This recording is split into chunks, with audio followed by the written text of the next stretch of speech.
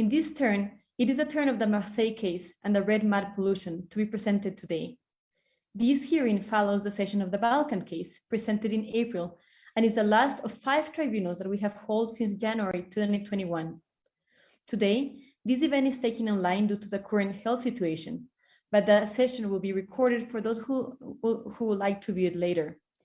You can choose in which language you can listen to this hearing now, as there will be interventions in French and English. The European Hub is broadcasting the hearing live in French on its Facebook page, while the Facebook page of the Global Alliance of the International Rights of Nature Tribunal is broadcasting in English.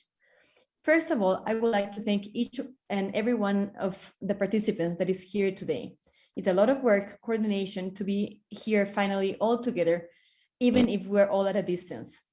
Thanks also to those who are watching and hearing and following us closely. Before starting, a few elements to recontextualize the existence of this tribunal for the aquatic ecosystems. Global Alliance for the Rights of Nature is a promoter of the 5 international rights of nature tribunals, the regional tribunals, and the local ones. Ecuador, my country, was the first country in the world to recognize back in 2008 that nature is the subject of rights, which has the right to exist, to regenerate, to maintain its natural cycles, and to be restored. The Universal Declaration of the Rights of Mother Earth was adopted shortly thereafter in 2010 in Cochabamba, and it puts forward the idea of the interdependence between living beings. This declaration is the jurisprudence base for our tribunals. The alliance was created shortly after, based on this declaration, and was supported by about 100 organizations around the world, and now has over 1,000 members. The judges will decide on the basis of this fundamental declaration. We would like to remind you before introducing this tribunal that recognizing such rights to ecosystems, here the aquatic ecosystems, must not remain as a promise, but effectively be applied. All over the world, the most vulnerable and the first to suffer from the ecological disaster and its social injustice, the inequality of distribution that creates hunger in the world, and the lack of resources, especially aimed because there's no recognition of the rights of nature. We believe in human wisdom and its perfectibility, and we distance ourselves from the Malthusian thesis that sees ecology as a demographic problem. There we first see that is a problem of social inequalities and a problem of a model of a system, among others. Let's get the heart to this matter. This year, we are organizing the European Rights of Nature Tribunal in defense of aquatic ecosystems. Among all threats to the conditions of the life in Earth, water pollution is one of the most alarming. In 2018, the European Environmental Agency reported that only 40% of surface waters, lakes, rivers, estuaries, coastal waters, and groundwater are in good ecological status in the European Union.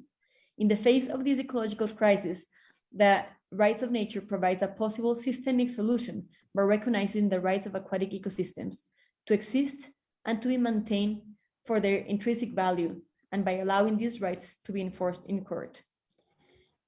This 3-hour hearing is being held by a withstanding panel of individuals. It is a pleasure today to be with you today, and I will introduce every one of you.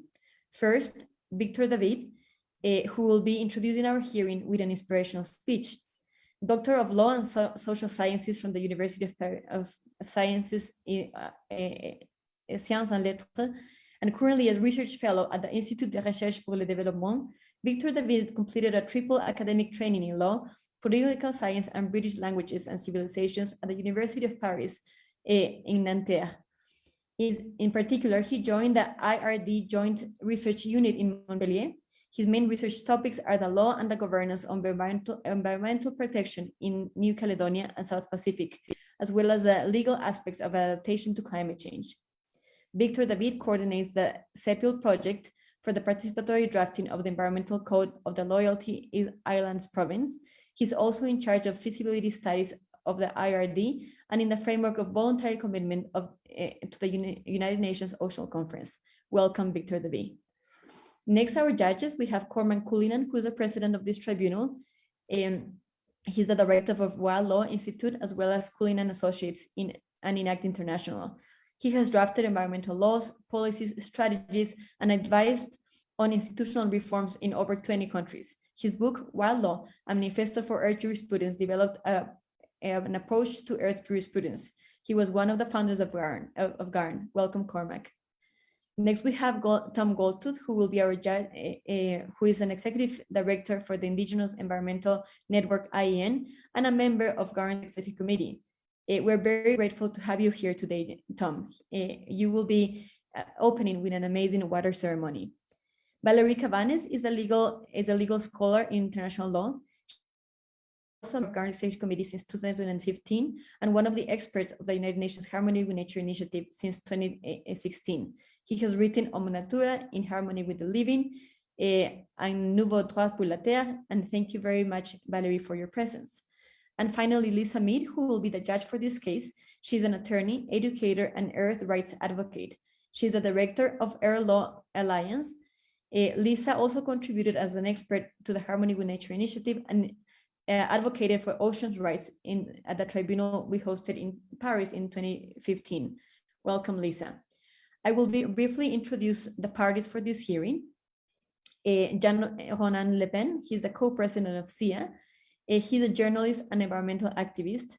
After 10 years in the media on ocean and coastal issues, he organized before COP21 a tour of France of the coast to draw attention to climate change and its impacts to the ocean. In 2014, he participated in the creation and coordination of the Ocean and Climate Platform with the aim of making protection of the ocean a priority in the fight against climate change. Marine Calmet, she is a lawyer, president of the NGO Wild Legal for the defense of the rights of nature. Marine works with indigenous people of the French Guiana to fight against the gold mining industry. Wild Legal is an organization with campaigns with local associations towards the defense and recognition of rights of nature and ecocide. Then we have Jihad Karodano. He's a professional fisherman in diving and first fisherman proud home of the Ciutat, bewitched by the sea and its fish for as long as he can remember. And after 30 years of the underwater hunting, Jihad Karodano naturally turned to another activity, the capture of the live broadstock specimens for fish farms and specimens for public aquariums. Jihad Karodano very quickly went to the beaten track and innovated in fishing techniques. And in the light of this knowledge as an underwater hunter, he diversifies in particular by capturing live fish and invertebrates, which he supplies to hatcheries, to fish farms and aquariums at large European museums.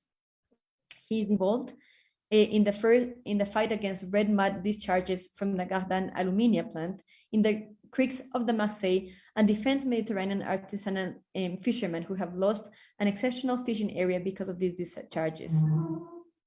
Next, we have our Prosecutor of the Earth, Rebecca Lemon.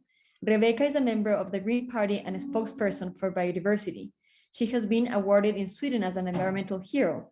Rebecca has a master's degree in conservation biology. And of course, I would like to highlight my two colleagues with whom we formed the co-secretariat and who are very inspiring role models for me for their strength and their commitment.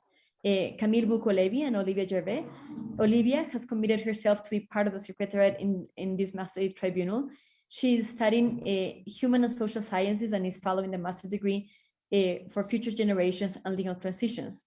The various encounters she had over the past years through various organizations had made her think and be a militant for the rights of nature. She also fights for biocentric ecology and therefore for the rights of nature and its defenders. Camille is French, involved in many other associates and collectives, and also writes fascinating articles and is convinced that ecofeminist and environmental activist is our pathway.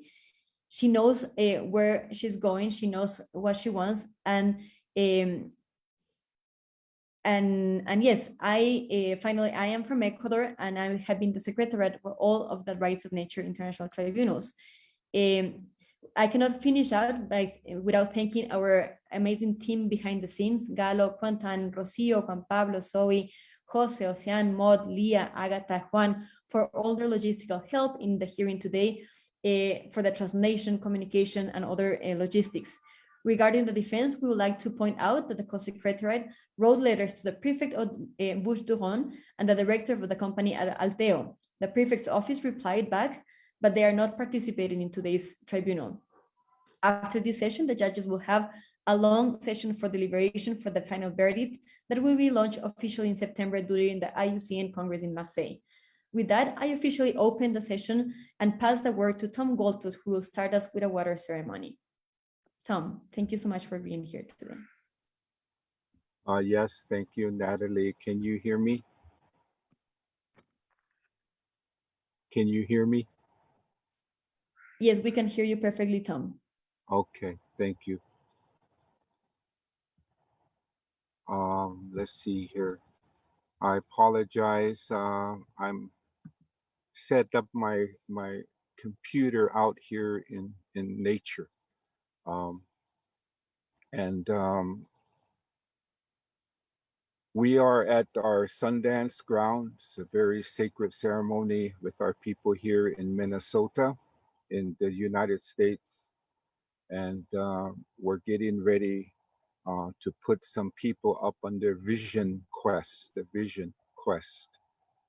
So I've been called to officiate this, and so I will not be on the entirety of this tribunal, but I will still fulfill my role and responsibilities as a judge. I will listen to the recordings of the testimony. I have reviewed the documents that have been sent to me, and it makes me sad that the world contaminates our water. So, just a few words I want to say to begin here is I hope that the sound of nature isn't too loud for everyone. Um, but yet, good morning in my Navajo Dene language. And in our Dakota, our Sioux language, we say a greeting to all of you. How mitakiapi, ampetu de chante, washdeya, iyuha nape chuyuzapedo. With the goodness of my heart, I shake all of your hands. I'm affiliated with two indigenous tribes here in North America, what is called the United States. Thank you for inviting me as a tribunal judge and also to open this tribunal with the grounding and spiritual context of my people's relationship with water. Uh, but this isn't just a relationship, it's all of your relationship to water. So many people throughout the world have lost this knowledge of identification with the sacredness of Mother Earth, with the land, the water, the trees, life, all of life, the air. You have been invited to bring with you a container of water. I have a container of water here. Uh, at this time, you can hold that water and close your eyes and listen to what I will share with you. Hopefully, nature will be speaking to you as well.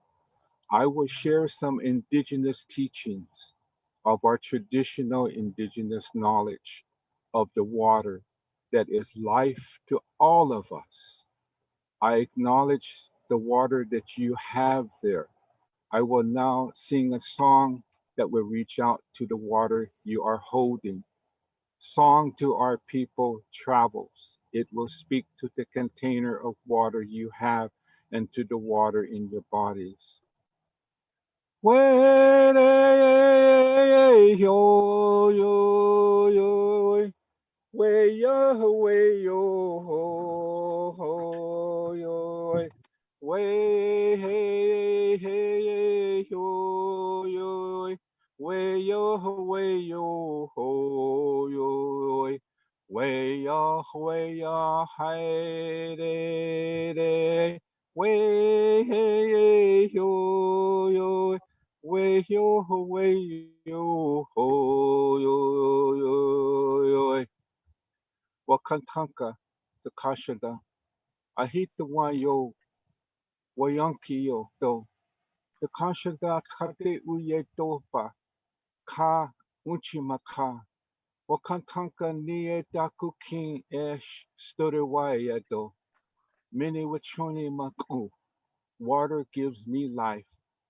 Mini Nina Wakan, water is sacred. Water is essential for the beginning of life and needs to be respected, honored, and protected. I'm going to share some of these teachings with you. We are created by water before we are born.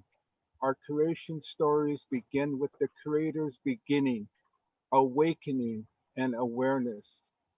We liken this to our own birth, and water is the very beginning. Water is the medium which carries us from the spirit world to the physical world. With our people, our women are the keepers of the water. When we are inside our mama's stomach, the natural laws of life send a sign that the baby is ready to come into this world that you see. By the mother passing her water, with this is the coming of life. With the baby taking its first breath, connecting to the air of Father Sky. Water gives life to all of our foods, our medicines, including the fish and the aquatic life. Water is the melody and rhythm of life. Water has its own voice, its own personality and intelligence. Water has its own life force, its own spirit, its life force, its own voice. Water has different songs.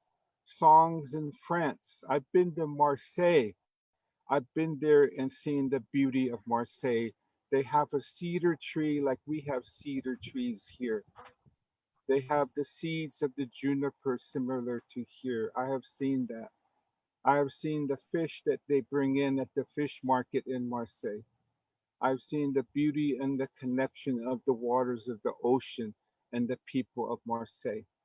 Water is part of the cycle of life from the earth to the sky and in constant cycle from the Father Sky back to Mother Earth in in the constant movement of regeneration and restoration from the headwaters of the water system, the glaciers and the springs to the rivers and the streams that are the arteries and veins of Mother Earth and the vast lakes and oceans on the surface and in the depth of the aquifers of our Mother Earth. We are being mindful today of our sacred relationship to the oceans. The ocean is like a sacred mat of the world and connects us all. To restore the earth's balance and the balance of our water and the aquatic systems, we need to shift from a philosophy of dominion over nature to a relationship of understanding, respect of the natural laws, and love for the beauty of the creative female energy and the territorial integrity of the rights of Mother Earth and all of nature, and the rights of the living spirit of the waters. Indigenous worldview perceives all of creation as alive and comprised with all the intelligence of the Creator. He has put all of his knowledge of the science of creation in every single individual part. Although every atom and every particle are individualized, they are still part of the circle of life, the integrated wholeness. This assumes a caring and a loving creation where all parts of creation care for all and and each other, all the parts of life, the harmony of the world. That's where we are having these tribunals to give attention to these issues that we are facing and to seek solutions. All of this becomes the natural laws of Mother Earth. No part is higher. No part has dominion over any other part. Humanity needs to relearn compassion for Mother Earth, for nature, and for Mini Wachoni, water of life. by respecting and implementing laws for the protection of the sacred. Indigenous peoples are telling humanity that they must relearn their responsibilities and their duties to be the guardians of the sources of life of the water. Earth jurisprudence recognizes the concept that we only have one Mother Earth. We must stand together in solidarity to protect her. Thank you. Wopeta Kanka, Bitakie Owase, Asheha.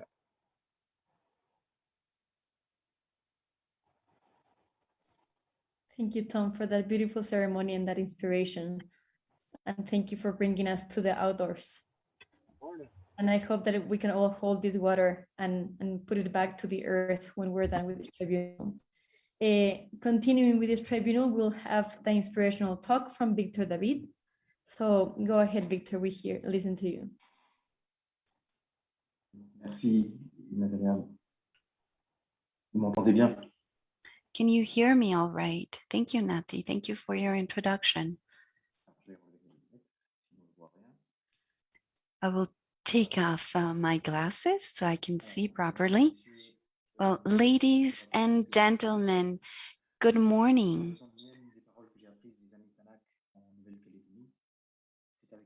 Well, I'm honored to speak before you today. The water ceremony conducted by Mr. Tom Goldtooth, as in a previous hearings conducted by the tribunal, has allowed each of us to enter into an egregore, into a group spirit that is sensitive and benevolent towards what we call creation. I am aware of the honor that I have today to say a few words following erudite people such as Philippe Descola or Marie-Angèle Hermite. I am pleased to be in the presence of President Cormac Cullinan. The reading of his book, A Wild Law, some years ago has undoubtedly contributed greatly to my involvement in research on the rights of nature. I greet with respect all the members of the tribunal and Mrs. Valerie Cavaness, whom I had the pleasure to meet in New Zealand during the first international working meeting on the rights of the Pacific Ocean.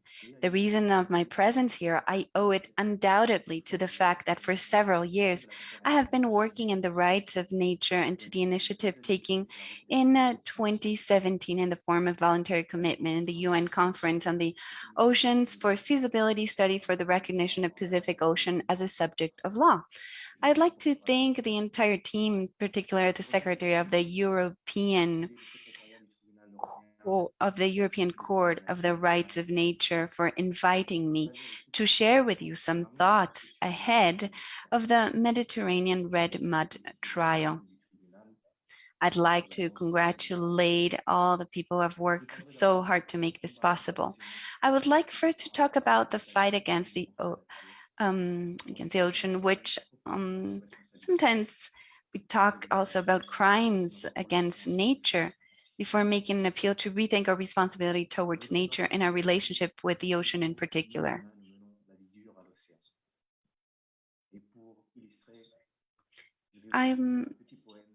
This is an unequal fight. I'd like to read a short poem.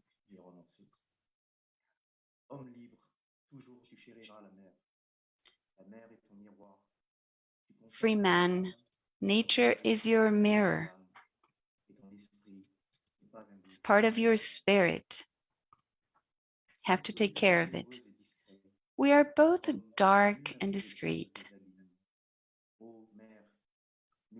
Waters, oceans, we have not finished knowing about your richness and your wealth. However, for centuries, we face the death and fights and struggles.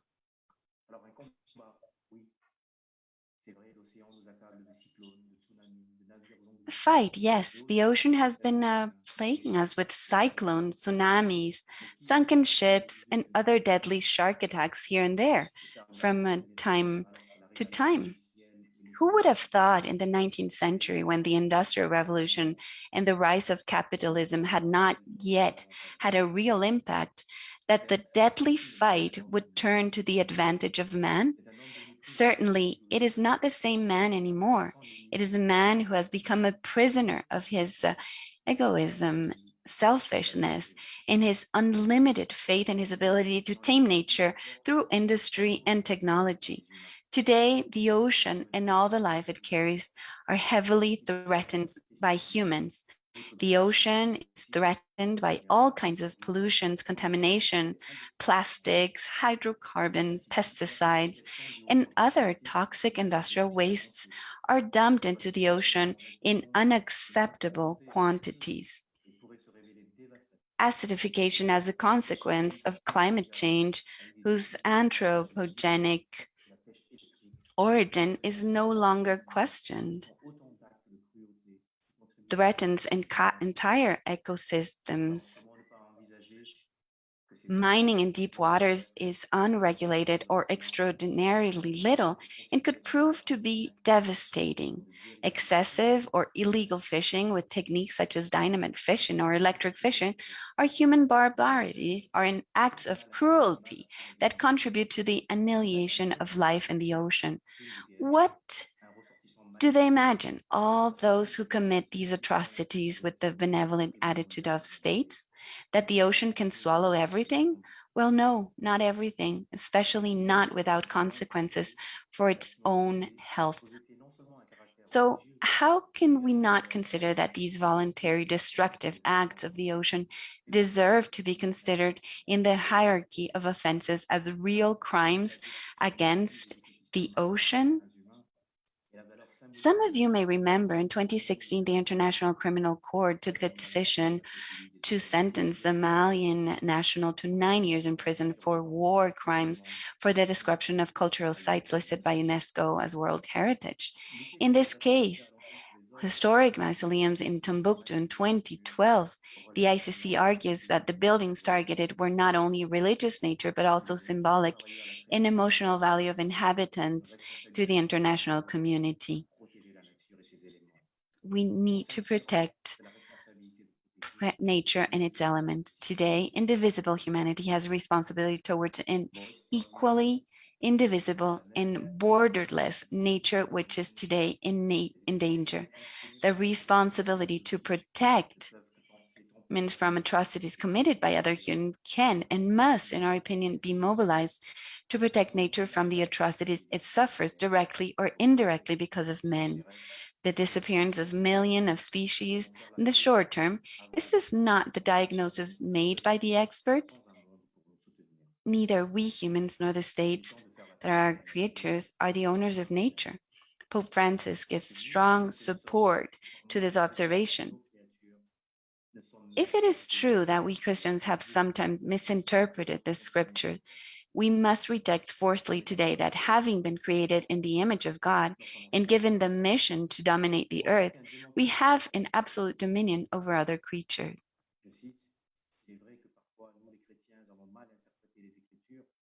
Nous devons rejeter aujourd'hui avec force que du fait d'avoir été créés à l'image de Dieu et de la mission de dominer la terre, découle pour nous une domination absolue sur les autres créatures. Il est important de lire les It textes. is important to read biblical texts in their context with an adequate hermeneutic and to remember that they invite us to cultivate and keep the garden of the world.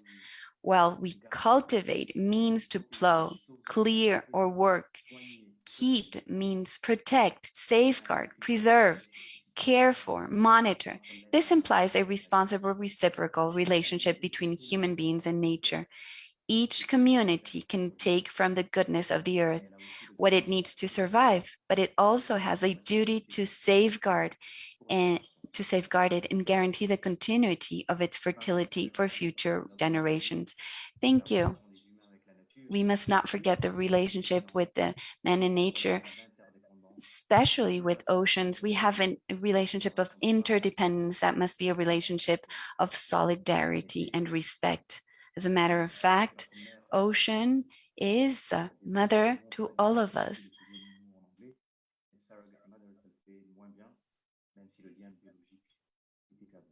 We have to keep these wonderful relations alive. Ocean, it presents our mother. We have a very strong relationship that an ocean is the mother of their children. This is a mother with a very generous heart. We are the oceans, we are the seas, and we must look back at this strong relationship and be very careful and respectful. I've worked on a project regarding the legal presentation of nature, and in this work, I have retaken different sites of people calling oceans dear mothers of their children. If we maintain this idea of this motherly creature, I'm sure we will do everything that is in our hands to protect it and restore it. Unfortunately, we see very high levels of contamination in our seas, especially speaking about the Mediterranean Sea. We have a common identity. What we've seen in the Mediterranean is a phenomenon that we must fight against. Let us allow this sea to continue its flow, to continue its cycle. We must include different members of our community to help us protect it. Recently, it was Mother's Day, so I want to wish you all, I hope you had a wonderful Mother's Day, especially Mediterranean mothers. Thank you all. Thank you, Victor, David, and Cormac, I give you the floor. Thank you, magnificent. Thank you very much. It is now my very great pleasure and honor to declare this fifth session of the European Rights of Nature Tribunal officially open. Before we begin, I would just like to say a few words about the tribunal.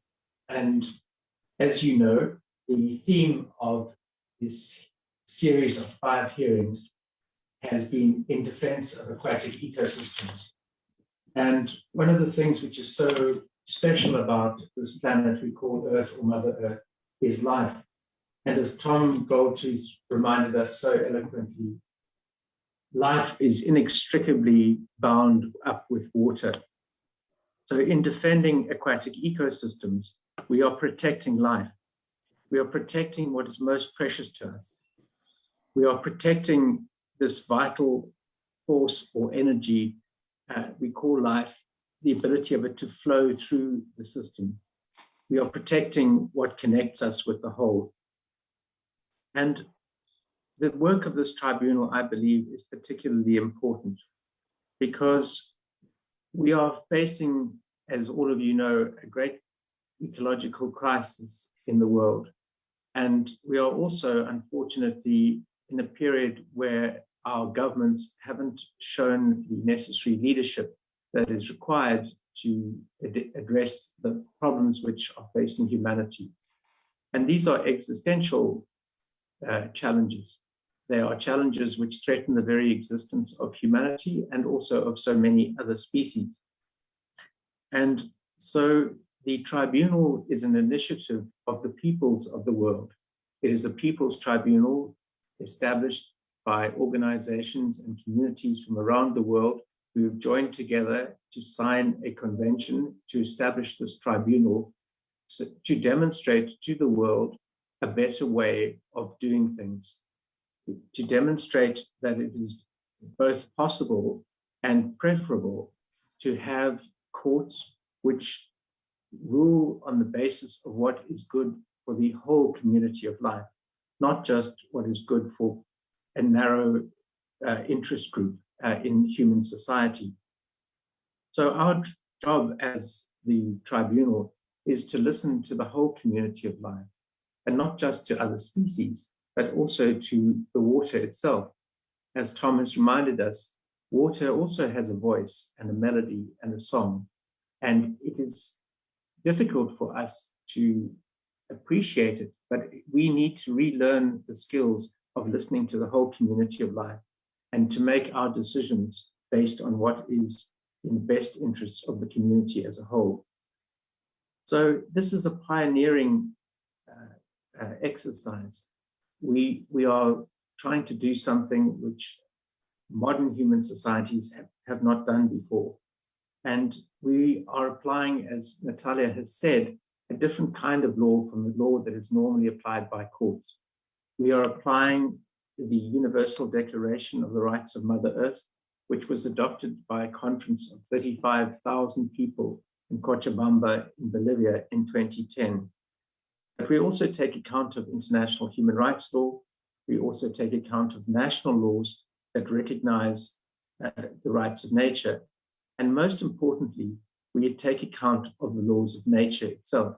In other words, we try to align our decisions with how the universe functions.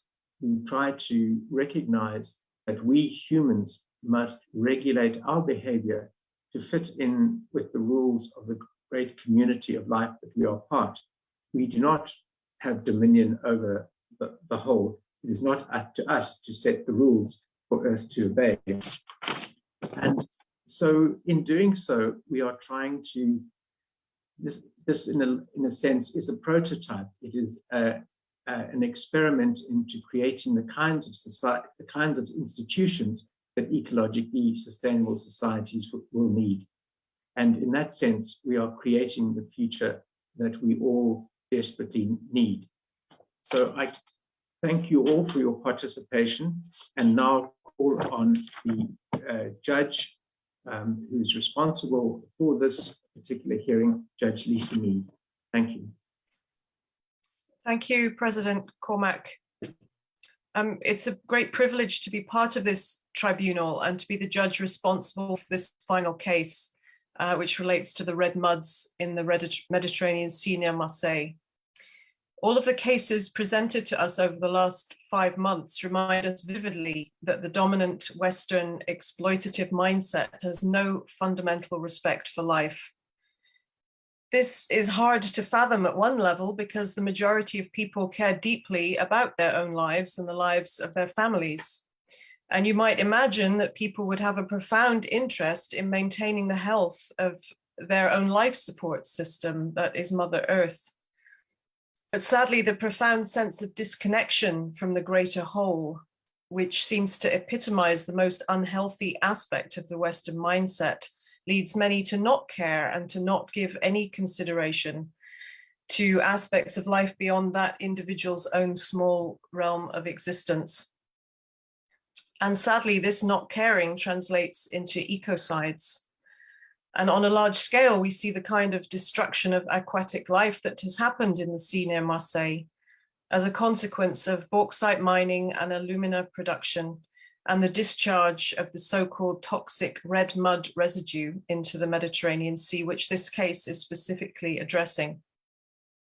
And there are, of course, many other instances the world over of this kind of destructive industrial or mining process, which poisons ecosystems, eradicates fauna and flora, and leaves huge areas contaminated by high levels of toxicity. And also this kind of destruction happens on a much smaller scale in streams and ponds and rivers in our various countries, partly as a result of day-to-day human life, but in particular as a result of chemical-ridden agricultural and industrial practices. And reports show that 70% of industrial waste byproducts are dumped directly into water, 70%. And this includes heavy metals such as cyanide, lead, zinc, copper, cadmium, and mercury. And of course, through scientific study, civil society action, and growing media attention, our awareness of the impacts of these activities continues to grow. including our understanding of how such contamination ultimately impacts upon humans through the food chain, through the air that we breathe, and through absorption through our skin. And I think one of the hard questions for us humans at this point in history is, what trinkets and toys are we willing to relinquish in order to return Mother Earth to a state of health? Nobody likes to give up anything. But far from solving these problems that we have, we in Western societies, Western style societies, appear to be on an endless quest for more minerals, more metals, more materials extracted from the living body of Mother Earth to make yet more stuff. And I think it's worth pondering whether maybe this need to acquire more stuff is largely perhaps a result of our need to plug the gaping hole within us that arises because of our sense of separation from the whole. So as a civil society endeavor, the Rights of Nature movement reminds us of the best that we can be as humans when we are functioning as whole systems within ourselves and within the greater whole. Whole humans are part of the land, of the ecosystem, of the biosphere in which they live.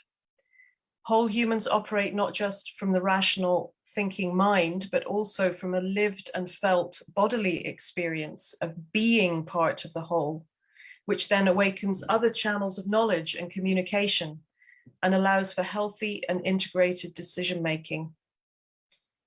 And in the Rights of Nature movement, we find inspiration, great inspiration from Indigenous cultures, the 5% of humankind that still retain their beingness as an integral, inseparable part of Mother Earth.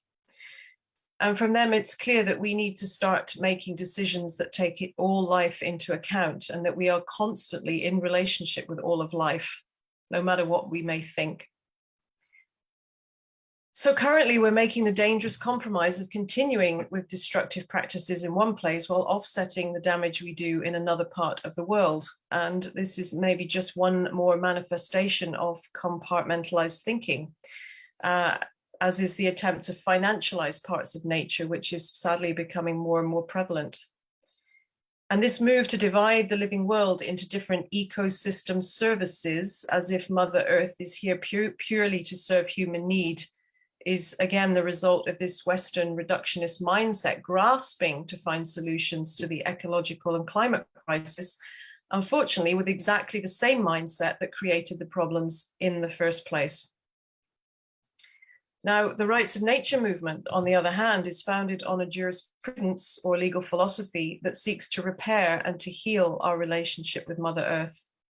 So starting from the perspective of one Earth community, of which we are all a part, Earth jurisprudence regards all beings that constitute the Earth community as having inherent rights, including the right to exist, the right to a habitat, and a right to participate in the evolutionary processes of the Earth community. And the rights of individual beings are therefore limited to some degree by the rights of other beings. And in practice, what this means for us as humans is that there are some things that we will simply choose not to do in order to maintain the integrity, balance, and health of other communities of beings, be they plant, animal, or mineral. So Rights of Nature requires us to recognize all members of the Earth community as being subjects of the law. And this demands a fundamental shift in our legal systems, which in many countries still only consider humans and human-created corporations as subjects of the law. But as human consciousness shifts and as we restore ourselves as properly functioning members of the Earth community, our legal systems must move to grant all members of the Earth community protection under the law. And this must then also include the right to effective remedies when the inherent right to exist or to a habitat is threatened or destroyed by human activities. So consequently, in this time, I believe it is the great work of humans at this time of immense peril to life on Earth to adapt our legal, political, economic, and our social systems to be consistent with how the universe actually functions, and then to guide humans to act accordingly meaning that human governance systems must at all times take account of the interests of the whole Earth community. But we are, by nature, creative and resourceful beings, and there are already moves in this direction through ideas such as the strangely named donut economics, which seeks to achieve a level of human and ecosystem well-being within planetary boundaries. And also farming and regenerative urban systems that work with natural processes and aim to increase biodiversity as a healthy byproduct of their endeavors. So to come back to the matter in hand, as judges of this tribunal, it is our task to assess the evidence presented to us in relation to this particular case and to consider whether and how the activities of the bauxite mine in Gardanne have violated the rights of the nearby aquatic ecosystems. And further, if the rights of nature are found to have been violated in some ways, it is our intention to propose restorative justice measures which focus on restoring damaged relationships between members of the Earth community. And so at this point, I will hand back to President Cormack, who will continue the hearing. Thank you. Thank you very much, Lisa. It is now my pleasure to call upon the Earth Prosecutor, Rebecca Lemoine, to lead the evidence in this case. Rebecca.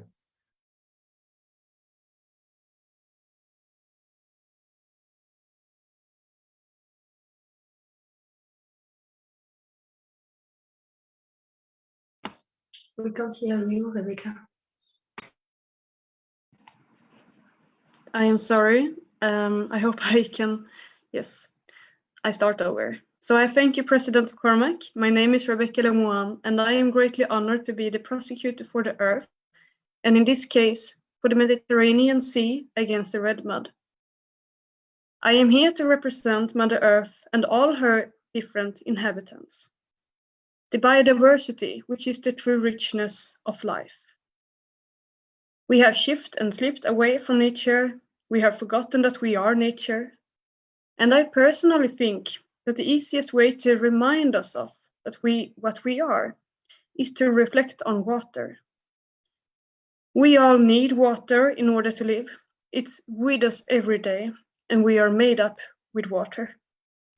And if this isn't enough, we can just take a long, deep breath and then thank the oceans for all the oxygen produced by the small life forms referred as phytoplankton. And without these oxygens in our breaths, without the water in our bodies, we would not survive. We would not even live. And this is true for most living beings. Lack of actions is often used as an excuse by lack of information, such as in this case. It's argued that we can't be 100% sure that our actions are hurting the environment, and therefore we can't take action. As the prosecutor of the Earth, I'm not interested in human made-up stories of threshold. I'm interested in defending life, from the smallest phytoplankton to the hugest whales. So my question is rather, can we be 100% sure that the release of red mud is not having any effect on the environment and the different life forms? And if we can't make sure, then we better not proceed with these actions. And this is also in line with the precautionary principle from the Earth Summit. So during this tribunal, I want us all to reflect on how my clients feel when their surrounding medium and home is shifting from clear into muddy, shifting from pure to poisonous. The widespread religion about infinitive growing economy is a dream of naive people, but a nightmare for most living beings stuck on a finite planet. And in this case, the chase of minerals has led to poisoning of the Mediterranean Sea. The Mediterranean Sea are the victim in this case. The main defendants in this case are the aluminium factory in Gardanne and the state of France. These parties have been given the opportunity to participate here today, but turned down the possibility to attend. So I now ask permission of the court to start these proceedings. I intend to present evidence and arguments for these alleged crimes, and I will start by beginning to call upon Jean-Ronald Le Pen, the case representative, to give us his presentation. Jean-Ronald has acted as for years to bring an end to the pollution of the Mediterranean Sea caused by this aluminium factory and its activities in Gardanne. He also president of the NGO ZEA, and in this case, they have acted for years to end the toxic waste discharged by the Alteo plant in the Mediterranean Sea. So I welcome you, Jean-Ronald, but before I give you the floor to present the case, I wonder if you can explain how you are legitimate to be speaking for this case on behalf of the Mediterranean Sea. Merci beaucoup, Rebecca. Tout d'abord, je voulais saluer les membres du tribunal, le Thank you, président. Rebecca. First of all, thank you for all judges and the team that has made this tribunal possible. This tribunal is important for us, and I would like to say where I come from. I am a co-president of ZEDOAC. Like Rebecca said, ZEDOA, it's an institution that we created 5 years ago. And the members of this organization, we have geographers as well, and they have inherited from a very long struggle against pollution in the Mediterranean Sea, against the red muds in the Marseille region. And as you will see, the situation of ZEDOA is actually, we are leading the movement from our citizens and also from a legal perspective, so that we bring those responsible for pollution to stop. And like Rebecca said, we want to stop the Alteo and industrial pollution. And also we are seeking to prosecute because of what they have done over the years. Like Rebecca said, it's important to understand that there has been a legacy and a history of this pollution. Je peux continuer? May I continue? Yes, the floor is yours. Okay, thank you. Je vais partager mon écran pour vous faire. And now I will share the screen for my presentation.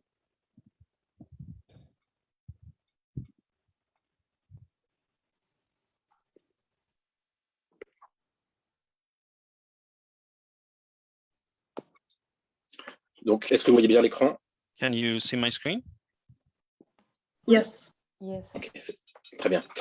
Donc, ici, vous avez une vue aérienne de l'usine de You have an Gardanne. aerial view of the Gardanne factory. This factory was built in on the 90s, at the end of the 18th century. The history of this is during the Industrial Revolution, the 19th century, sorry, and aluminum production. It supplied the world, and Bayer started a new procedure. A German industrial used bauxite to start using this alumina to turn into aluminum and other components. The Bayer process uses bauxite, and bauxite is used we find it a lot in the southern part of France naturally. So the factory, of course, had to be placed very close to the mineral deposits of bauxite.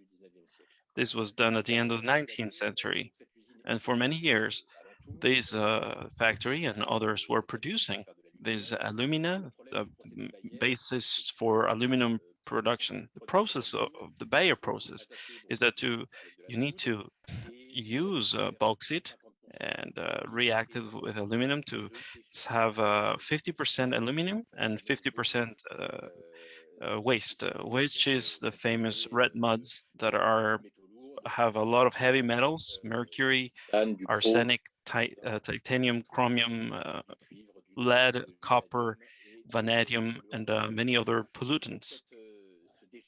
Now, this waste, this toxic waste, is not useful for the industry. And so they believe that they need to just throw it away. And the first thing to do is then to throw them away around the factory and to bury it. At the time, the development, urban development, wasn't as big as it is right now in the southern part of France. So there was a lot of lands that were considered to be available. There were natural spaces where this waste was buried for over 50 or 60 years. Une fois que l'urbanisation a commencé à se développer, After urban development continued in the southern part of France, pour the land available for stocking this waste was scarce. So the industry, Cassidaigne at the time, requested from the government authorization to build un pipeline a path, usine a trail, so that they would take all the waste into the sea. And because the sea was an available space, now the sea became basically the wasteland for all the reject material. Therefore, the government reviewed this demand. It was a 15 kilometers rail towards the sea in order to take the red muds from the factory into a canyon that is 7 kilometers away from the Marseille port. Here, as you can see, this is the canyon if you go there, but actually, 7 kilometers away from this, there's a path that has been where material has been dumped. Actually, thousands of tons of material of red mud has been dumped in this underwater canyon, and this is toxic waste that has been dumped there for years. And of course, there were people who defending nature already, Gardienne de la Nature, people who had already mobilized in order to stop pollution, scientific personnel as well, and biologists as well, and citizens and even political representatives who started to manifest themselves to try to stop this pollution, and also some ecologists. Sadly, there was a scientific debate, and the industry did a very strong lobbying, so that finally they found a marine crevice, and because of gravity, red muds were going to be laid in the bottom of this trench in a very small area, so that there would be no impact around in the surrounding areas. That this was going to be 300 meters in the marine trench, and the scientific community were influenced by the industry. So Commandant Cousteau, at the time, he was financed by the industry, and he did a campaign, actually, a local campaign there, announcing that these red muds that were being dumped into the Mediterranean Sea did not have an impact on the ecosystem, because they were going to be dumped into a very tiny space of a sea that is enormous. So all the pollution was going to be contained in this trench without a problem. Sadly, the government decided, following private interests and economic interests, to authorize this waste dumping. And after 66, there were thousands of tons per year of red muds that were produced by the Gardanne factory that were directly dumped into the Mediterranean Sea at 7 kilometers from this canyon. Here is what the riverbed looks like. It's a very rich ecosystem. Jihad Karodano is going to talk about this. He's a specialist of these ecosystems. In these marine ecosystem, you have a great biodiversity. It's an exceptional biodiversity from the Mediterranean Sea. And of course, an ecosystem feeding chain from plankton, from phytoplankton into coral reefs to, of course, bigger fish. Nowadays, sadly, this is what the ocean bed looks like.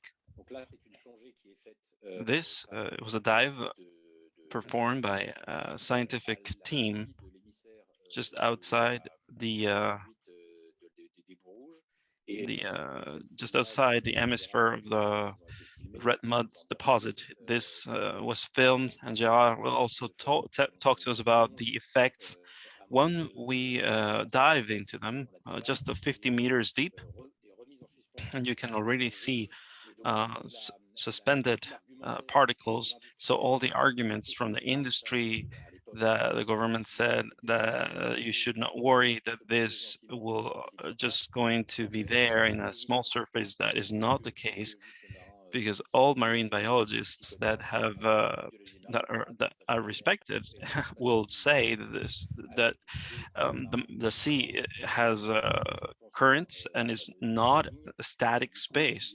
So there are currents and there's movement. So the fact that a material would just gently be stable in the bottom, it was not true. And of course, this is actually is spreading through a larger area. And all these red muds are actually polluting everything around them and beyond.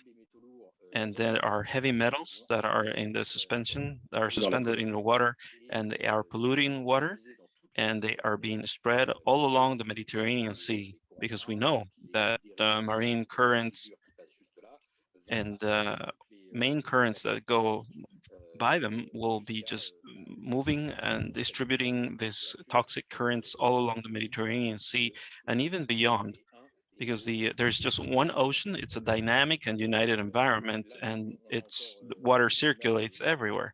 These are other images when we go to the canyon. I think that Gerard will also talk a little bit more about this, and these images here are available. If Gerard wishes to comment on them as well, he's welcome. So Gerard took this picture. When you fish in this part of the Mediterranean Sea, this is what you find. This is what you can find. This is the fish that you find. You can imagine that this fish is not in good health. He's covered by red mud, and Gerard will say what depth he fished for this fish. And it was a depth where the industry said that it would never impact these areas, that the red mud would never have this impact on the ecosystem. This was in the 60s, of course, and over 30 years, the industry has had the authorization to release this red mud by thousands of tons. And in '96, it announced to the government that they found a better solution to treat this waste and not to send it into the sea anymore, because the technology would allow them to find other solutions to dispose of this material with less impact to the ecosystem. Sadly, we arrived to '96, and 3 years later, there was nothing left. There was nothing done. There was no solution applied by the industry. And after another scientific debate and an important citizen movement in '96, the French government authorized again the industry to dump all of this waste material into the sea. And then again, 20 years later, they continued until 2015. So 30 million tons of red mud have been placed in the Cassidaigne Canyon in the National Park of Calanque. The toxic accumulation shows that there are over 2 million tons of aluminum, 1 million tons of iron, 2 million tons of titanium, and thousands of tons of chrome, of lead, of arsenic, of nickel, 20 tons vanadium, mercury, and who knows. It's important to know that this is radioactive material. They have a reinforced radioactive increased activity. It's 10 times radioactive than inert Earth. So here you have about the amount of toxic waste that has been left in the sea over all these years. In 2015, Olivier Ducroix, I talked about him. He took again this fight from a scientist that had been studying during the 90s to test the impact of these pollutants coming from the red muds in under seabeds and ecosystems. This is a study published in '93, sponsored by the industry, was actually just archived by the industry because they requested a new authorization from the government and asked the scientific community, the scientists, not to disclose the information and to sign a non-disclosure agreement so that this would not be disclosed. What was the findings from '93 would not be disclosed. Now this study became available and public. And what was it saying? It was saying first that the red muds were toxic and had covered a surface far larger than what was predicted when the authorization was provided. And second, that the ecosystems, on top of having been eliminated or destroyed by sediments, red muds had also suffered poisoning, a toxic poisoning from these red muds. Especially the study showed two water species, namely oysters and other sea creatures. So you see that this affected the marine life, and the sea urchins, for instance, sea urchins had a very high toxicity that was transmitted genetically to new sea urchins generations. So the scientists had determined that this now created genetic disease passed into their offspring. And these muds were extremely toxic. So now we reached 2011 and 2012, where the study was published finally. And the decision was taken to ratify the Barcelona Convention, and that the government in '95 stated that red muds would not could not continue to be dumped into the sea, and that they would stop polluting the Mediterranean Sea in 2015. But now the industry, again, didn't try to follow any research to try to manage this toxic waste. They didn't do anything to better dispose of this toxic waste. They continued dumping it in the sea, and it evolved, but it didn't evolve positively. Now they were affecting another ecosystem, separating these red muds from a solid part that was buried, like they were doing it before the '60s, as you can see here. So 1,000 tons of a day of toxic red muds loaded with radioactive and heavy metals were just put in a hill close to the factory, and then the liquid waste that was still dumped into the sea through the same rail,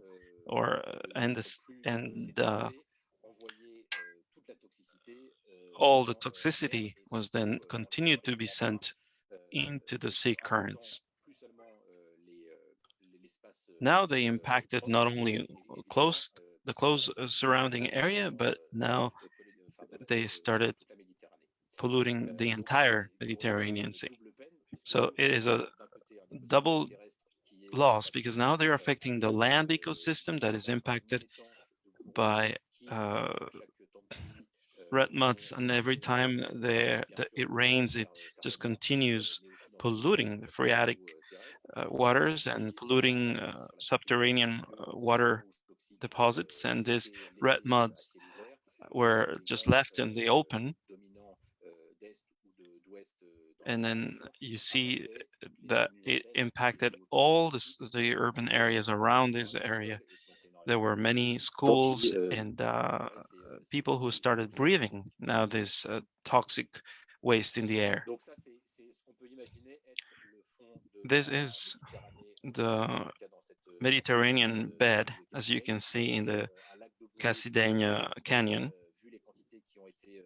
This seeing the amounts that have been deposited in the Cassidaigne Canyon, we can just imagine what the trench would look like because of the red muds that have been placed there for over 60 years already.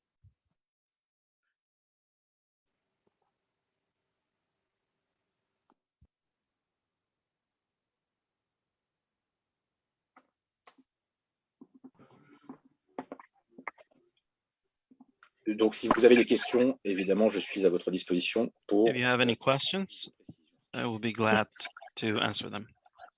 Thank you, Gardanne Le Pen, for this presentation. I have first a question about the Benthic Fauna. If you know anything about how that has been affected by this damage.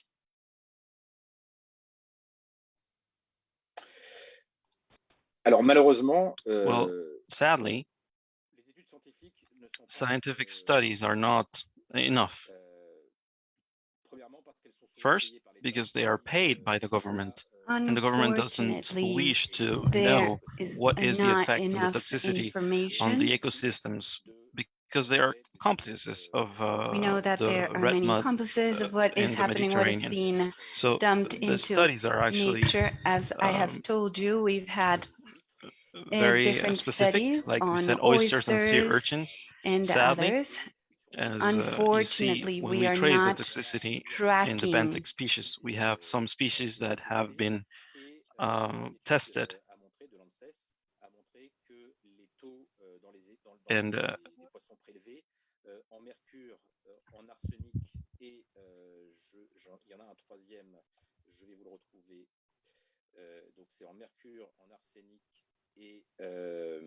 l'aluminium. Et non, c'est le plomb, c'est le plomb. C'est le plomb, je crois.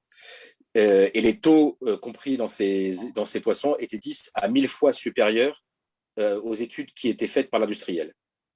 Et donc, on peut imaginer, bien sûr... Well, we can, of course, imagine how, given the accumulation of these heavy metals, of course, this can bring an impact on all fish species, and this may be an important problem.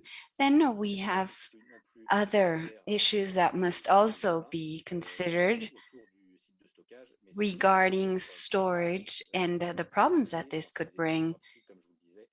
These have not been tested, as I have mentioned, because studies are too scattered and not enough to show a toxicity, because we know that heavy metals are toxic for living beings, and levels of toxicity and effects on health, on the ecosystem and humans have not been completely documented. We still need more studies. Okay, thank you for this answer. I know that Judge Lisa Mead have a question, so please go and ask your question, Lisa Mead. Thank you, Jean-Ronan, for your very clear presentation. What I'm curious about, I guess, beyond the facts of the case, is just to understand, if you don't mind sharing with us, how this impacts you personally. So as a member of the Earth community, and I mean, for example, what kind of emotions does this bring up when you see this kind of damage, and what thoughts, what emotions for you personally? Thank you.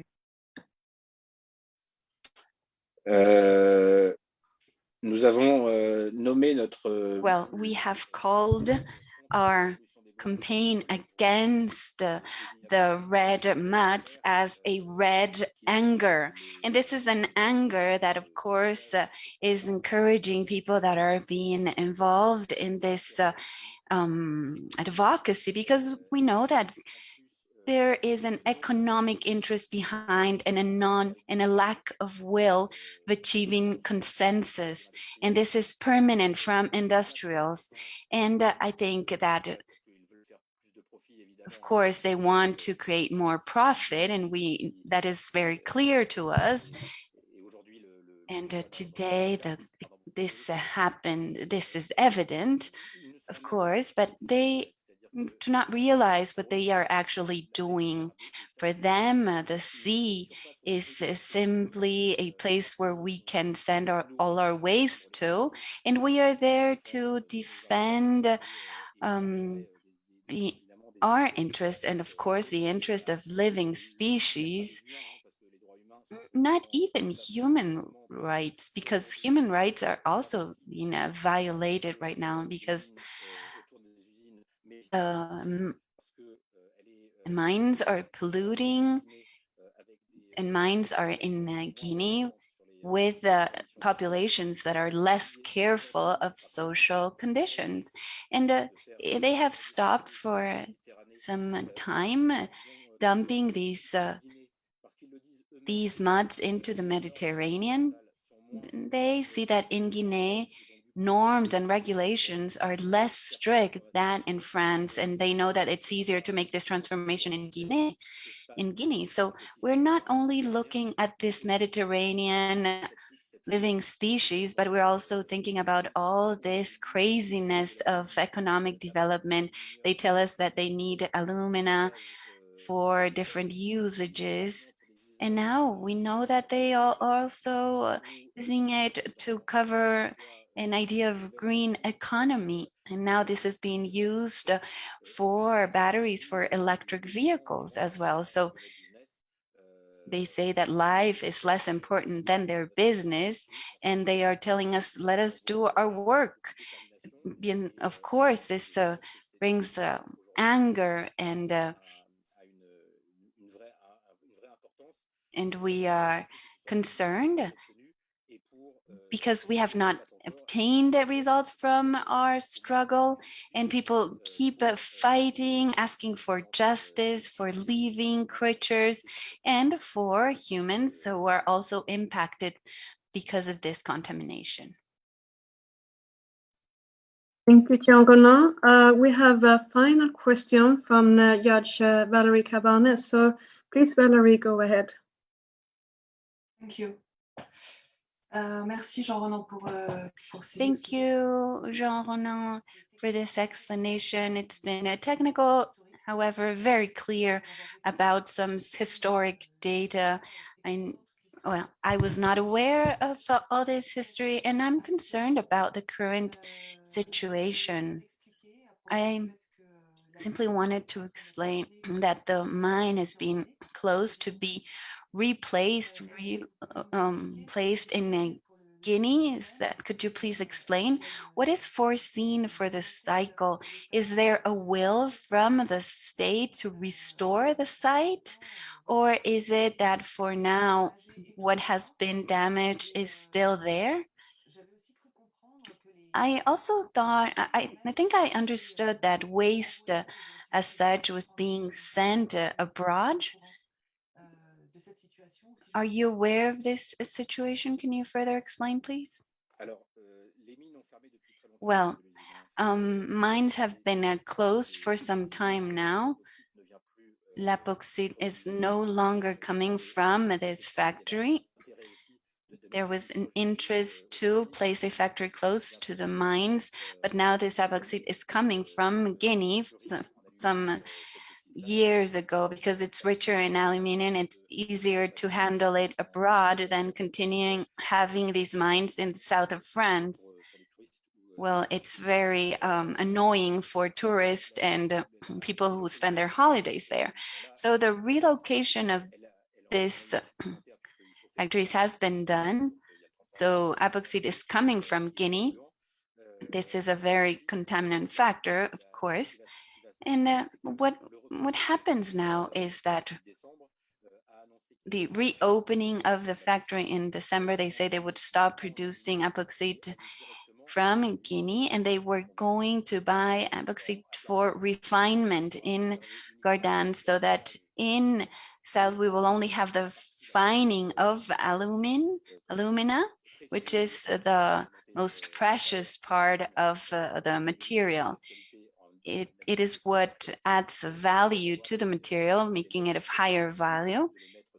And this allows them to use it in new generation batteries and in other products. So it's specialized alumina. It's very interesting for industrials. So what will happen now is that not only mines, well, there's a boom of bauxite in Guinea because it's a country with a very high level of reserves. And thus, today we have a human drama in Guinea because they are expropriating all or many Guinean communities and families and contaminating even more as it was done in the Mediterranean. So this is another problem, of course, for the site as such. Well, we've known from the prefect of Bouches du Rhône, that was a document sent to this tribunal, that the red mud part will no longer be stored in the slope of Mancheri. However, they will not repair the site, not particularly. They don't want to stop with this process. They might continue buying industrial materials. And what we are thinking, we're foreseeing that it will be very expensive to rebuild this area, and they will continue buying toxic waste. And this, of course, will not be respecting international norms or respecting the law, and they will continue to do it to avoid restoring the site, and because of course it would be extremely expensive. It's a Guinea Conakry, not Guinea, not Equatorial Guinea. Thank you. Yeah, Jean-Renaud. Attendez, dernière question de Valérie, c'était...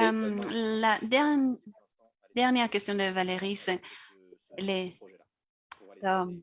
materials are not being sent out. They're used for bricks because industrials, in their will to give value to everything, to give economic value to everything, they were selling to they renamed the red muds as bauxaline to use it and to disseminate this contamination around the world with a new health scandal that will come up in the upcoming years. They are trying to give value to all products, and we are actually trying to avoid these red muds to be seen as products, because this will not allow us to track this pollution. They're trying to achieve a circular economy. Yes, absolutely. Okay, so thank you so much for your presentation and for answering our questions. I will now move on and call for the technical and legal expert Marine Calmet. And Marine Calmet has worked with the idea of rights of nature during her different experiences. She's a lawyer specialized in environmental and indigenous people's rights. And she's the president of the NGO Wild Legal. But before I give you the floor, Marine Calmet, can you please explain for us in your own word how you can speak for the sake of Mediterranean Sea in this particular case, please?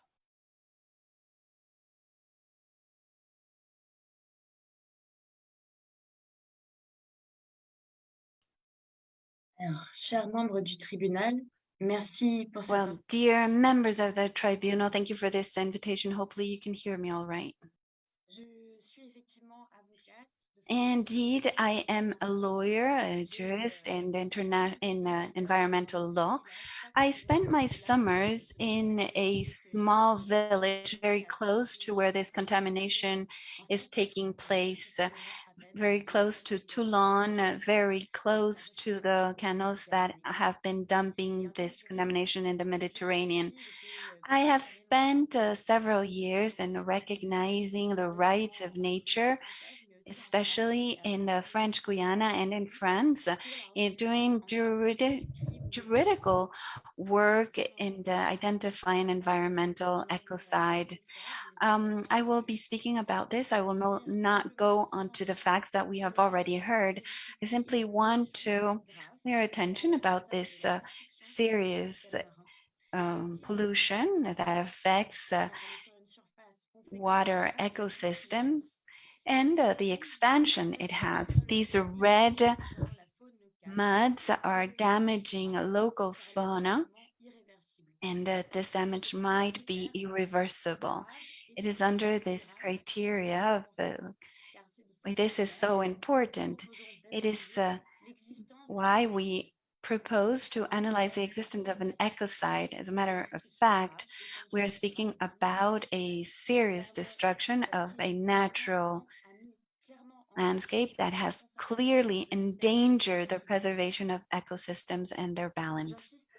I'd like to insist on the importance of the fact, given that environmental law has not how to stop this pollution that has lasted for decades now. The juridical act that had authorized this pollution has been annulled by the judge, and we know that this effect was illegal in national and international law. This destruction of nature has, however, persisted. We've intervened and has affected the obligations that held by the industrials who have the responsibility to analyze these impacts on the environment. The environmental assessment have not been enough, and the public has not been informed enough about the risks that this project involved. The judge in the resources taken by the association has not the right to participation in the information that public had the right to. So it is evident that the fundamental rights and particularly of inhabitants of the area have been negatively impacted by this project. What is known is that in spite that this goes again fundamental rights of citizens and the environment, the prefect has passed this decision to justice. He has maintained the industrial activity, saying that it will not want to affect the local employment. He has extended the duration of the permit and has forced the industrial to make a new environmental impact assessment. But this is simply marine things because the industrial has continued with its activities. What we've seen is that ZIA association, in spite of its engagement and its success, they are working to safeguard employment, considering more economic interests than the rights of nature. The issues of this ecocide need to face this situation, this type of behavior, because it's actually allowing making these crimes legitimate, and these are crimes against nature. With the current law, we cannot sanction, but only the depassing of the thresholds. These are now unacceptable because they are leading to the irreparable destruction of nature. We cannot tolerate that our juridical system is biased, looking only at human interests without considering the integrity of nature. We cannot tolerate that pollutions and contamination are sometimes illegal and are only analyzing criteria set by humans to respond to their interests without thinking about the regeneration and protection of nature. This is why we ask through the legal association, White Legal and others, determining this an ecocide in French law. This is a very serious crime that cannot be tolerated. That is why our judges must take into account our political and economic consideration to the science that establishes a very serious destruction of these ecosystems. This destruction cannot be tolerated in our society. Unfortunately, as I've told you, the French government is not showing a will and it's preferring the definition of this ecocide solid and they're leaving aside this notion.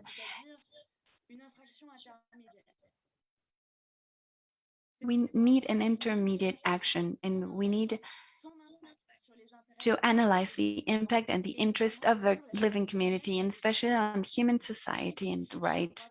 We must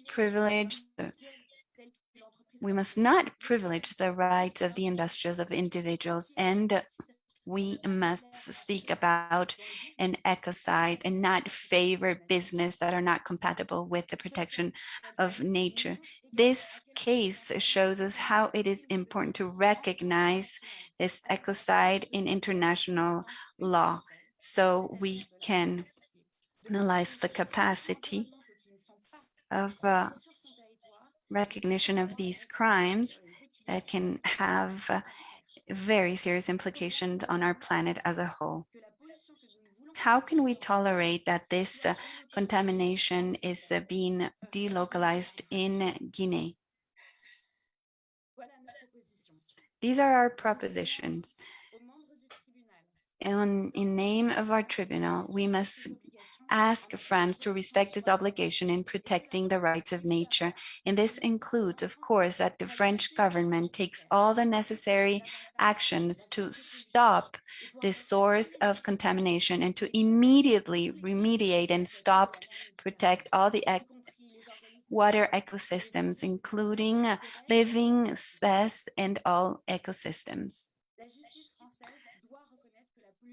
French justice must recognize this is a serious violation of humanitarian limits and it's provoking an ecocide, and we must immediately stop all waste on the Mediterranean and on the land and take concrete measures to avoid toxicity of activities of the Alteo factory. Furthermore, it is absolutely necessary that the French government commits in repairing the damage. Although if it's true that today's damage are irreversible, this cannot be a reason why the government is exonerated to invest to repair the ecosystems directly impacted and to prevent new contamination. We need a reparation. This is indispensable to respect justice for human and non-human victims of this contamination and also in land. We also wish in longer term to obtain from the French Parliament the recognition and the adoption of a juridical status for the Mediterranean Sea to avoid new contamination from human activities and ensure the protection of these ecosystems. For this, we need several things: that the French Parliament recognizes and includes the Universal Declaration of Mother Earth to, of course, adopt rights for the Mediterranean Sea, and that the French Parliament proposes and a defender to protect, respect, and adequately respect the rights of Mother Earth, so according to the Universal Declaration of the Rights of Mother Earth. Finally, the French state must ascribe ecocide in its criminal code when it comes to irreversible damage to nature. In order to be efficient, France must establish an international dialogue together with all countries who have Mediterranean coasts to ensure that the area is recognized in a transnational plan of action in the protection of this water ecosystem is applied. Finally, I would please ask the tribunal to ask the government to establish and conduct independent scientific research on the state of the ecosystems and conduct actions of restoration and protection of nature in the future.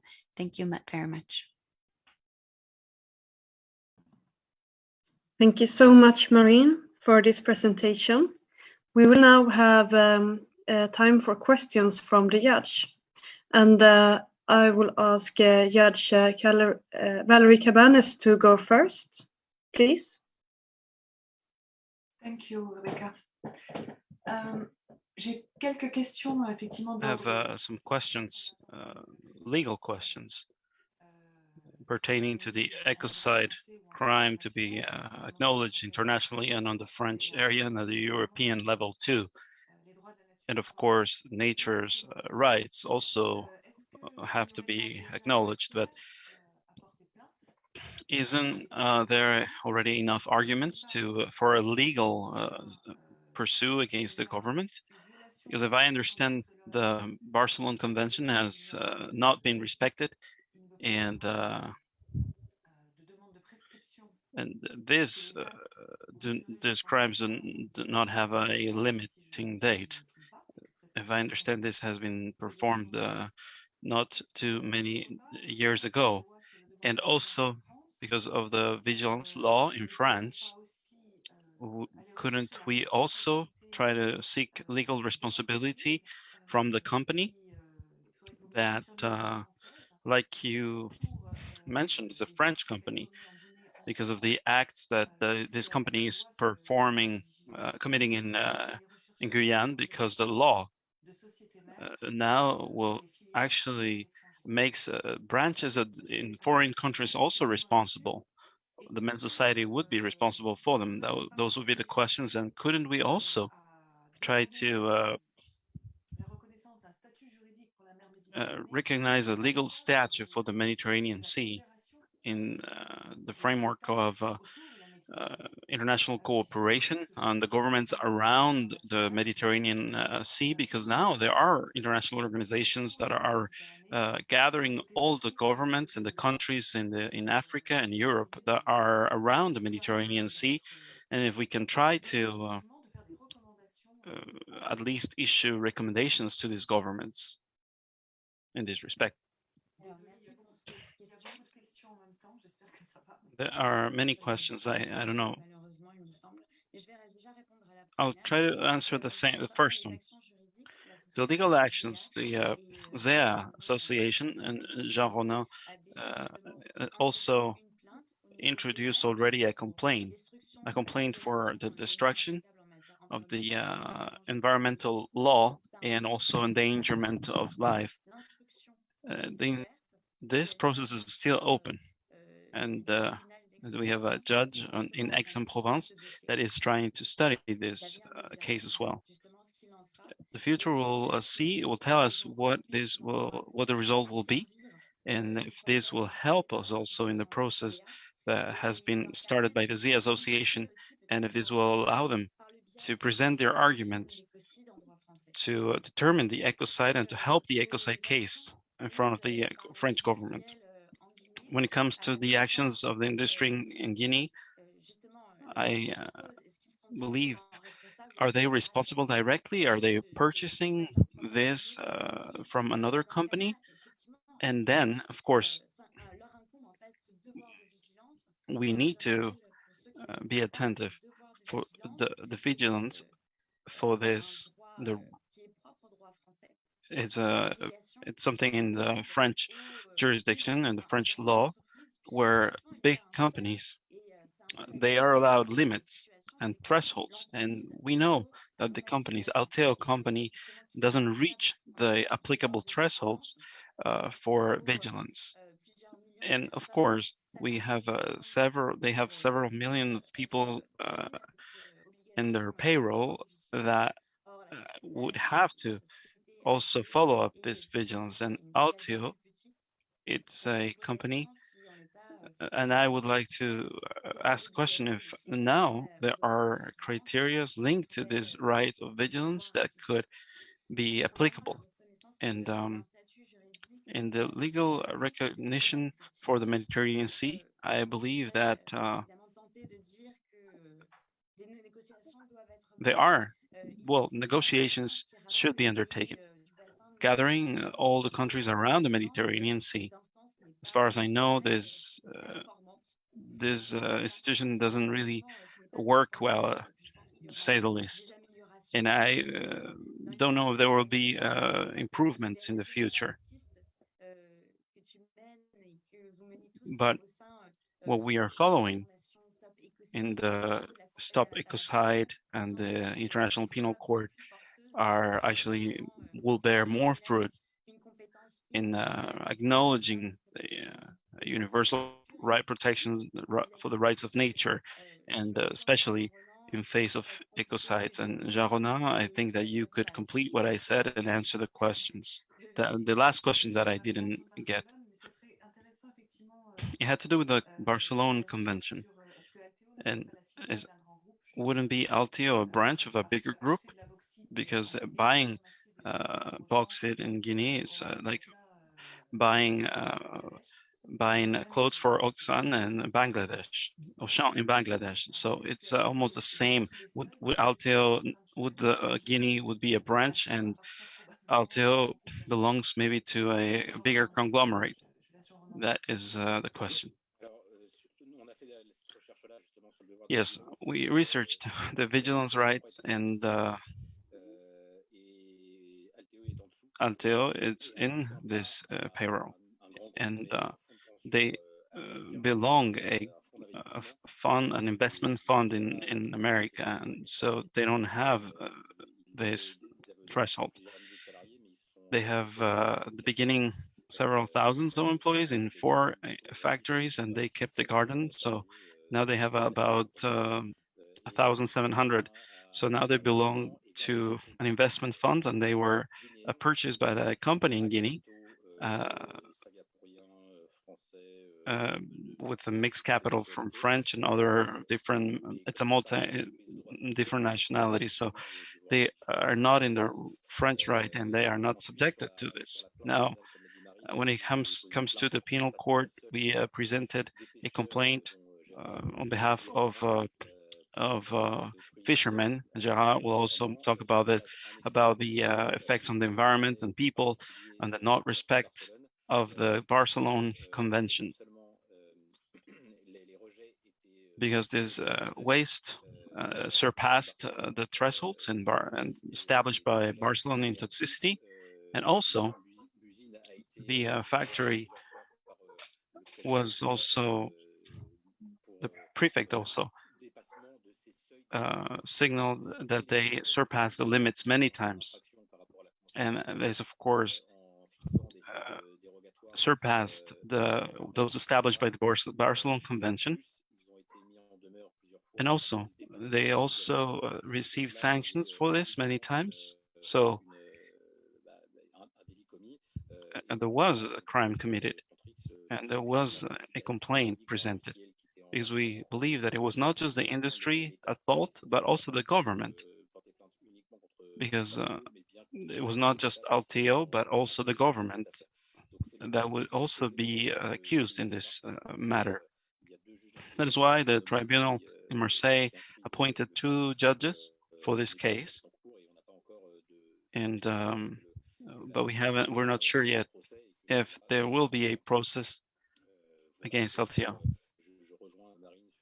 And I would like to say, like Marine, that the Barcelona Convention basically has not been respected, and it is complicated for the Mediterranean and the countries around the Mediterranean to have a joint treaty to protect the Mediterranean. We know, and I am not a lawyer, so I am not talking exactly about about legal terms, but to achieve a joint statement to respect the Mediterranean Sea, it's hard because of the countries, if they respect the treaty, Paris Treaty, and other legislations, just to quote some examples.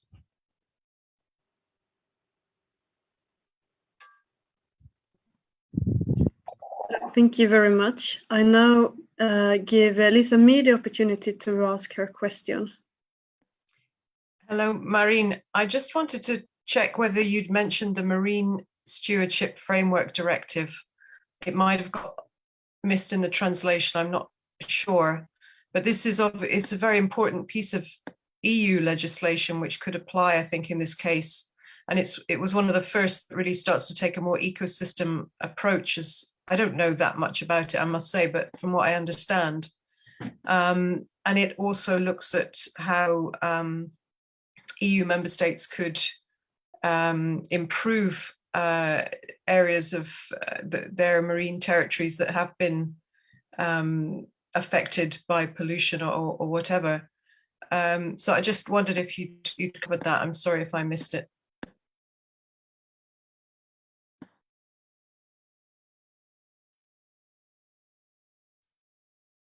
Merci pour cette question. Je n'ai pas évoqué cette directive. Thank you. I did not mention that. I think that France just ignored the number of laws that could have protected nature. The Barcelona Convention and any other guidelines and European as well, well, they all try to protect the environment, and to prevent the massive destruction. But of course, this directive in Europe wouldn't have tolerated this pollution, of course. And of course, Europe tries and is committed to the protection of the environment, but we see that in this is the right is not driving this, but the economy is driving this. So the motivation, the economic motivation, makes them ignore common sense and even judicial matters that protect the environment. And it is a failure at the judicial level, at the legal level.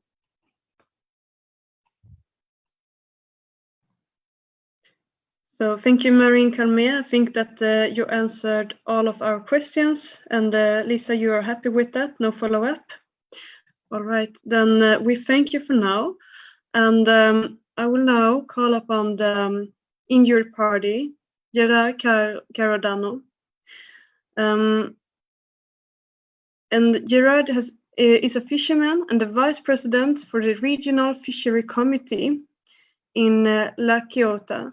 And for years, Mr. Karodano has been fighting against the Alteo plant in Gardanne, including through legal resource. I welcome you to this tribunal, and I wonder if you can start your presentation by giving with your own words to describe for us how you are a witness for the sea in this case. Oui, bonjour à tous. Good morning to all. My name is Jihad Karodano. I am today represent the artisan fishermen, and I am vice president of the regional committee, and I have been working with the protection of the sea and also for fishermen. I say that I am someone who is very lucky because I live from something that I am passionate about, and my life has started in the surface. I am a fisherman,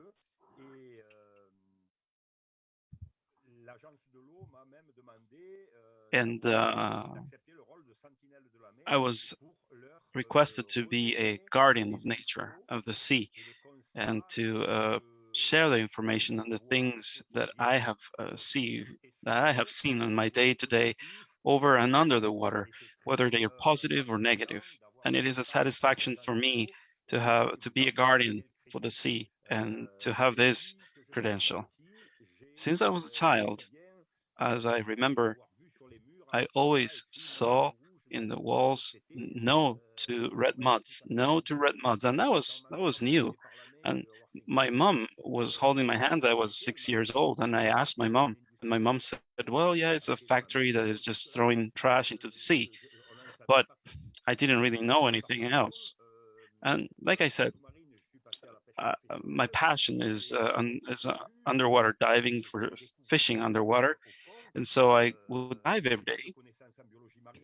And I have knowledge now in marine biology because my specialty is to fish in very small quantities And now I participate in ecosystem management. I work for I fish specific specimens for genetic research for public aquariums and other research institutions. You need to show what is beautiful so that you can protect what is beautiful and make people aware of this, because we have many beautiful things in the Mediterranean Sea. Is why we do not have to we don't have to accept nowadays this pollution is not acceptable. It has lasted already long enough. I am a professional fisher, diver, and the canyon, the Cassidaigne Canyon, for me is like your office. I know it by heart. I know the Rio Island and Sanary-Toulon area, and all the channels. Like John Ronald said, it's in the epicenter of the Cardona Park National Park. You have to know that since 2012, we are considered a national park in Calang. And when there's a national park, you have a protected marine area. And when there's a protected marine area, it is completely forbidden to throw waste, toxic waste in this area with any components, like Jean Ronan said previously. So I had to do something. I had to express myself against the pollution. Qui ont été présentés également par Jean Ronan se The dispensent images presented by Jean Ronald show the toxicity levels, because what you see are images that we performed with Dalasa in 2015. We sent robots as well. There was a lot of opposition against that by politicians who didn't want us to show these images, because if this lasts, it is because you don't see it. And when you don't see it, it just doesn't pollute. Well, that's what we think. But now we made it evident. We put nests in with casted nets in casted nets were in a place where we don't work anymore, because when we started working in the Cassidaigne Canyon in the 70s, there were already red muds, but these red muds needed to be over 250 or even 300 meters deep to find them, and to find our nets and our equipment dirty by mud.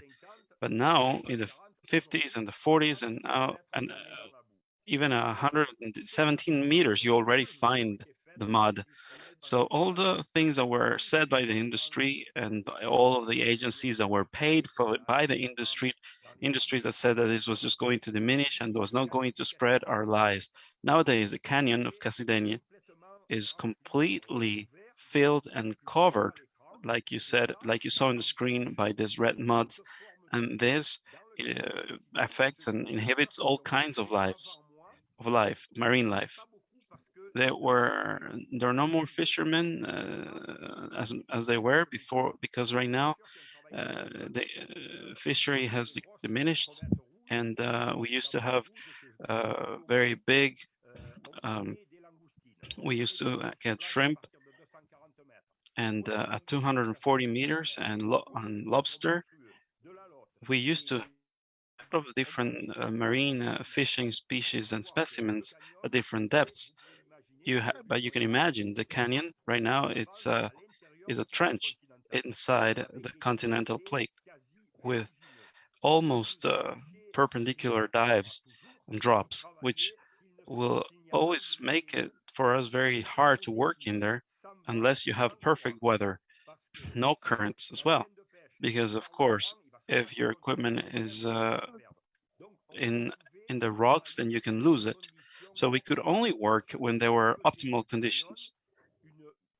So the canyon made it almost like a reserve, because we have the Mistral winds and very strong currents. And these currents are made because Mistral pushes the hot water from the east, because it comes from the west to the east, and then you have the cold hot water that doesn't mix, and we have a strong current. So this phenomena makes the cold waters from the depths come out, and these waters are loaded from all carbon cellulose that they come from the continental plate. And all this goes through all the components that Jean-Journal mentioned, the titanium, all the heavy metals, chromium, vanadium, arsenic, and all this, and all the little crevices that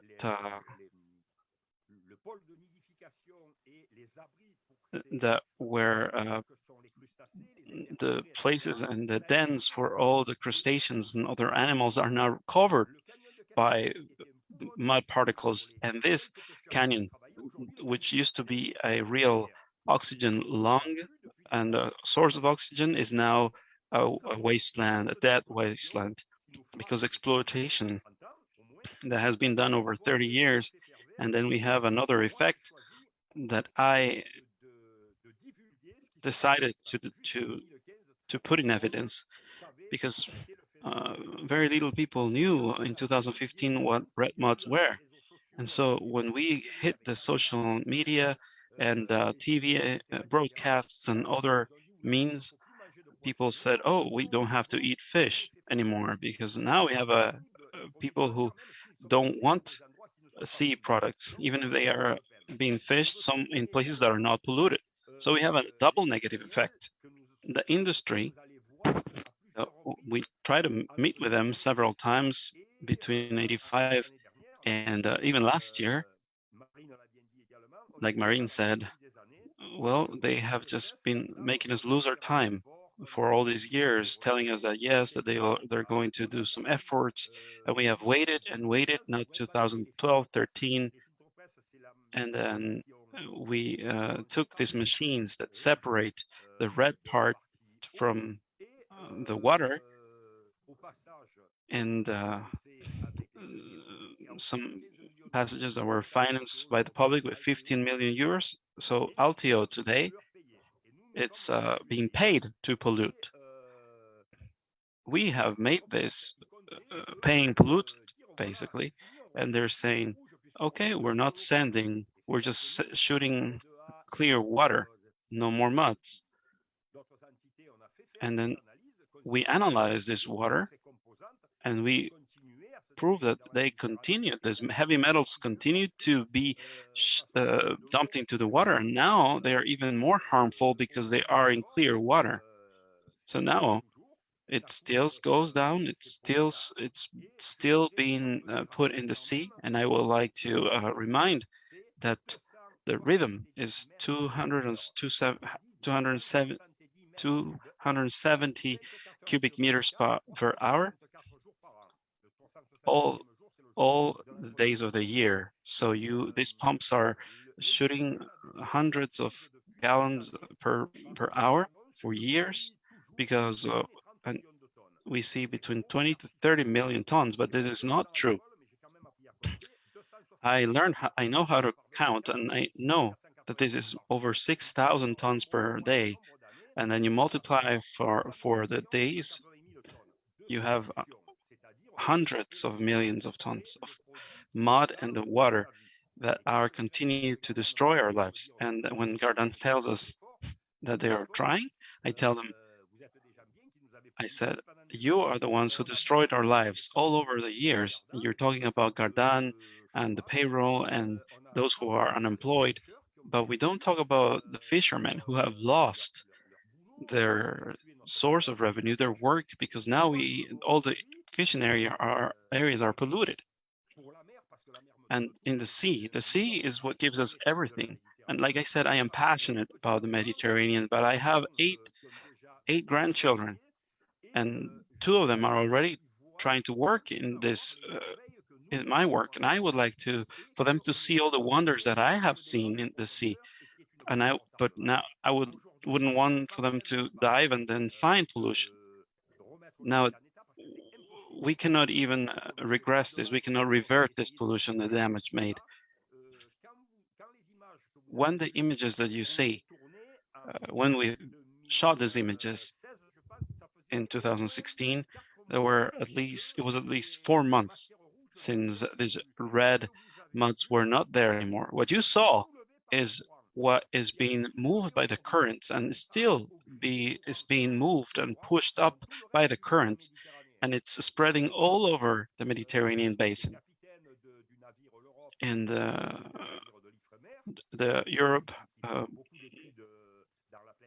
vessel, they told me that the spot that they see continues to spread, and it's gigantic. So that is what we are fighting. We are fighting against the lies, and I am mad against this because we see failure after failure. In this is a very old factory. Gardanne is old as a dinosaur. Their equipment is extremely old, and their shareholders now they don't want to invest to renew the factory. We don't want to put people out of work, but we want to respect nature and respect the law. And what we tell them is, you, the prefect, you are someone who had the possibility to, you made something illegal, legal.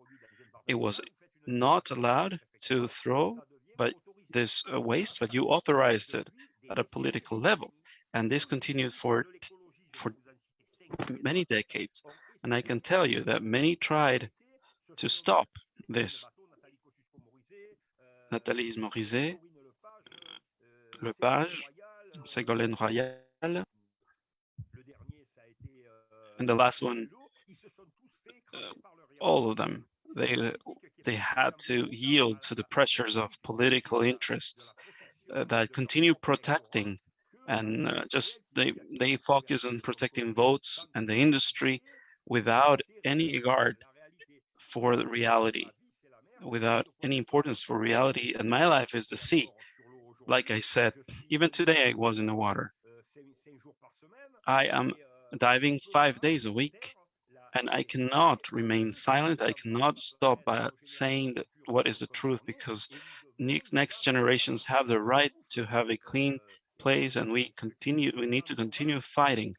And it's sad to see that there are laws that I will quote. There are laws and that are not being respected, and the DPM laws, they're never altered, and they never lose their effect, which means that the marine basin is part of the heritage.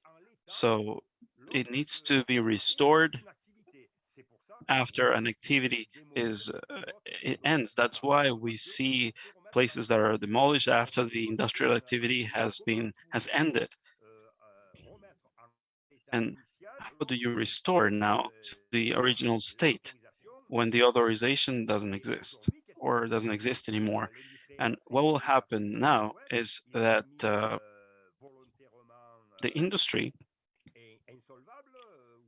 has said that they don't have funds, or they start a legal process to try to avoid any responsibility and not to have to pay anything. They're going to go abroad so that they can continue their business. And we will continue with all this mud that will continue. Of course, the sea one day will recover, but we need to destroy the pathway of the tubes that are dumping the water and pollutants into the sea and other toxic products. But this pollution was accepted in the past, and the people from Corsica were how to treat this phenomenon with the authorization that was provided to continue dumping in the canyon. And after that, there was a request performed, and people from Corsica manifested, and they stopped using violence, basically, this problem. Sadly, there was a lot of pollution, and today, even if tomorrow Altio stops, and I would say that it would be a victory, but we need to stop dumping toxic waste in the sea, especially in the national park, because it is the national park of Calanque. And like I said, we have a place, is a place of shame, as I name it, where millions of tons are being sent there, and they continue. That picture that I showed with the fish covered in red mud, I didn't fish it, but I took the picture. It was Rémi Mastrangelo, a boy who came to our area, and he saw that there was that he was over the trench, and he said, okay. So he threw his fish line, and this Galeus melastomus fish, which is a fish that lives in the first 10 meters close to the bottom, and when he was caught, it pretty much died. It tried to hide before dying. It tried to hide in the base. So when he was taken out, you see it had over 6 or 10 times the natural radioactivity level in the bottom. And that was not Jihad Karodano who says that, but we see that the Geiger counter just continues going crazy, and we cannot continue doing that. As we see, this phenomenon continues spreading everywhere in the oceans and in our sea. Thank you.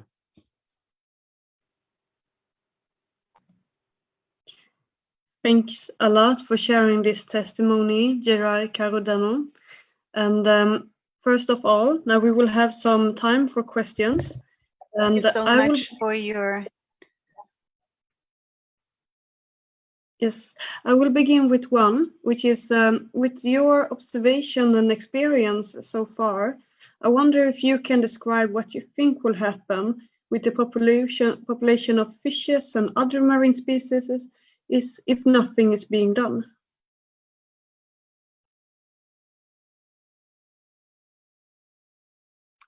Alors, pour moi, tout au moins, well,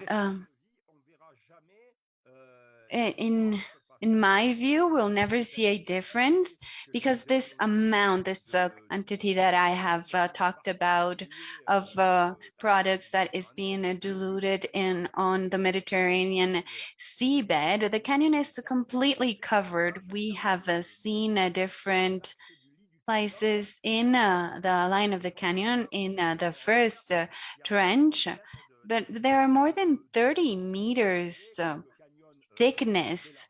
And when the canyon becomes larger, then the thicknesses are more variable depending on the areas. Today, there are still fish that are going under the canyon during their migration, but other species, most marine species are pelagics. This means that crustaceans, fish, or reproduce and larvae are taken by the current into the sea.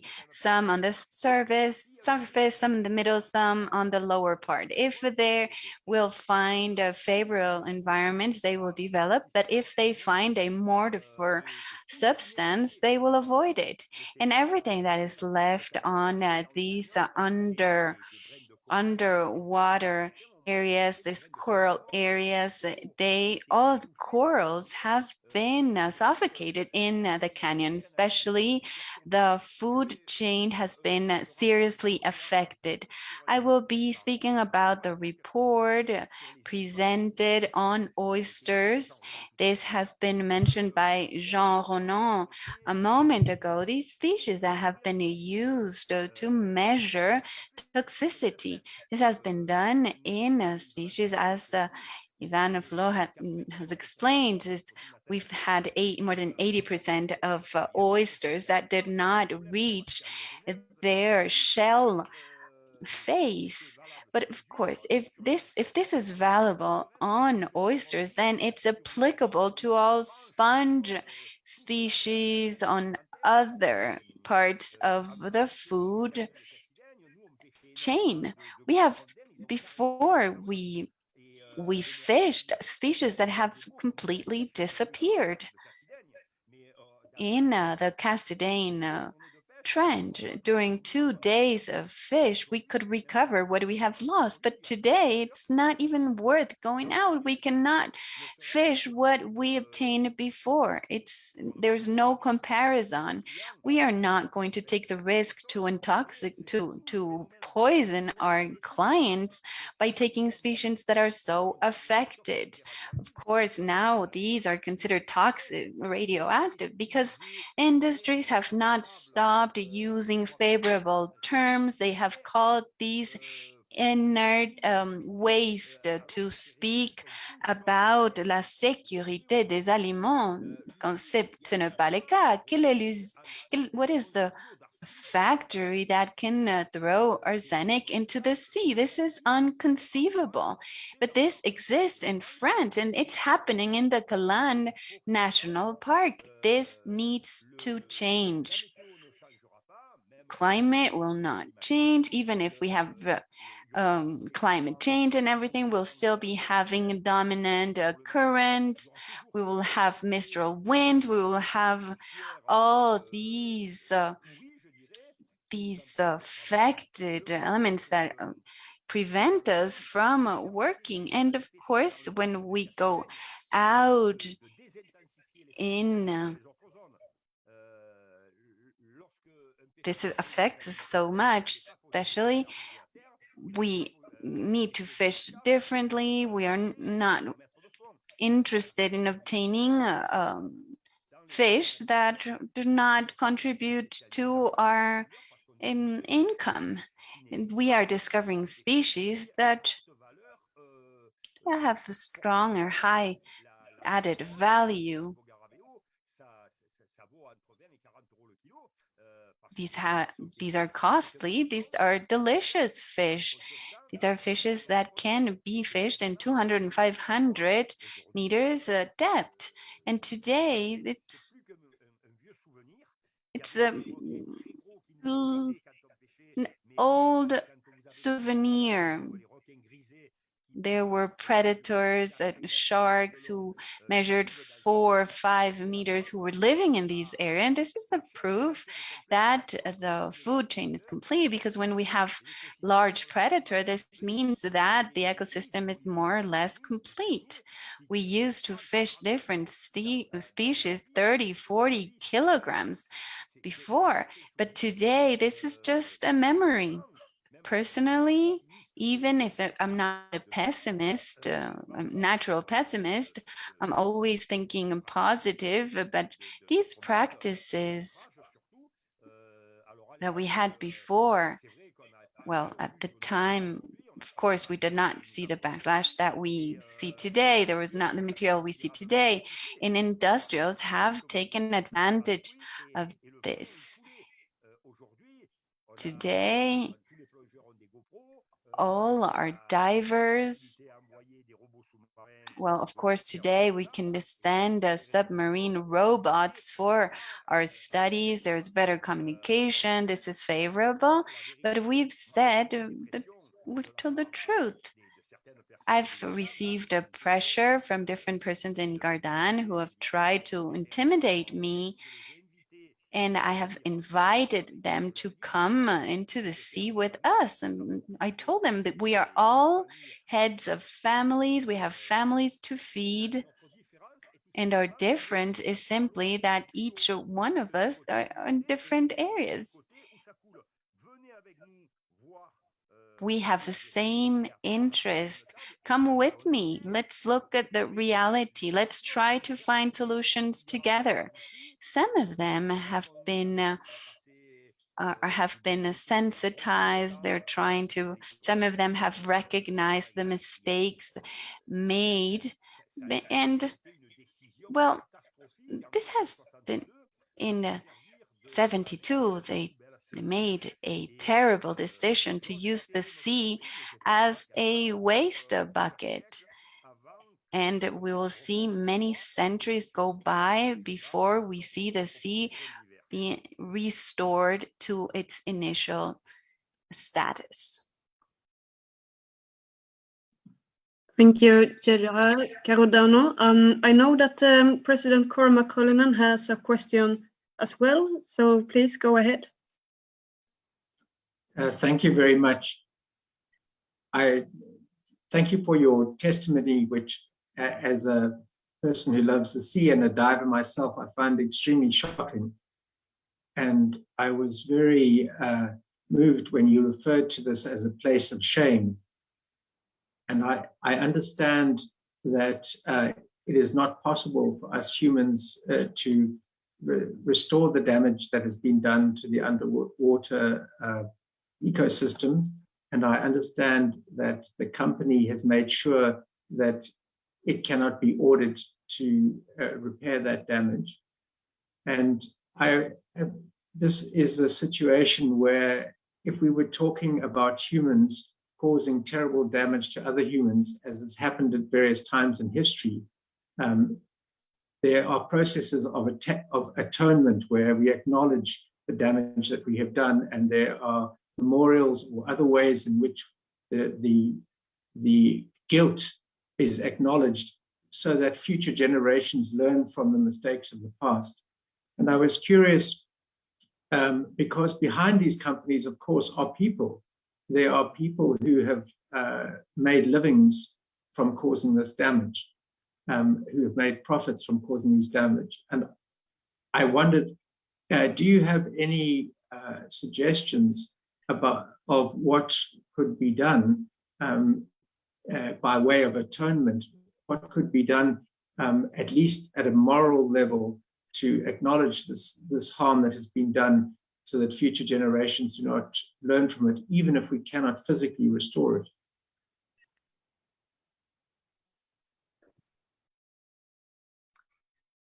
Alors, c'est une question. Well, this is a question that has already been asked, and I'm afraid that the companies, the industrials take advantage of cleaning their conscience, trying to participate in restoration programs in other environment, and in trying to create artificial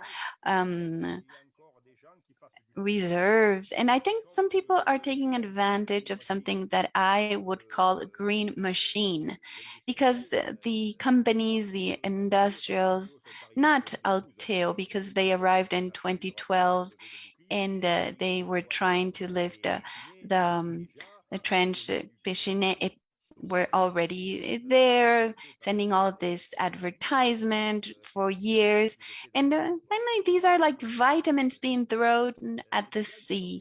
These are people capable of decontaminating through with the boxaline, as John Ronan said. These are dried waste, and they say that this can be recovered with a product that can reduce radioactivity. But who, even if we give away some bricks to build their houses done by Buxaline, who will take the risk to live in a house who has bricks that are radioactive, higher than what is normal, higher than what is standard? Even if this does not touch the marine ecosystem, we must take this contamination into consideration. There are persons who have died of cancer, who have accumulated these illnesses and been so affected by it because these products have been inhalated for years. And when we listen to politicians from Gardanne telling us that if they are sick, it's because of the red muds next to them, and I'm mad to hear this because this is affecting all the population near the area. They have filled the canyon, and on the land the same thing has happened. There might be a means to cover, let's say, what could be a way to reduce contamination. But on the sea, this is not possible. What we would need to do first is to neutralize this, that nothing is dumped in the area, and the company is only continue buying Yeah, they have continued working on this station in Marseille, led by Madame Santini for years. And they have conducted a study about the impact of canalization, of the canals, the channels. If you look at this, it covers it. Here we will find lobsters, fish. What upsets us or affects us is that they go through the channels. And we have asked the director of the Calanque National Park some years ago, we asked for an impartial study.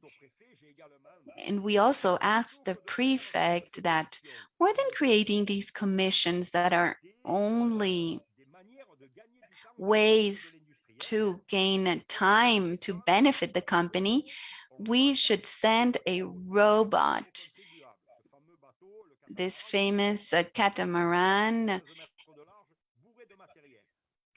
full of material. We should take the prefectural government, the press, deputy or parliament members, and we should go together to look at what is on the seabed. If what Alteo has told us that there is life and fish, then I myself will present my apologies before the press.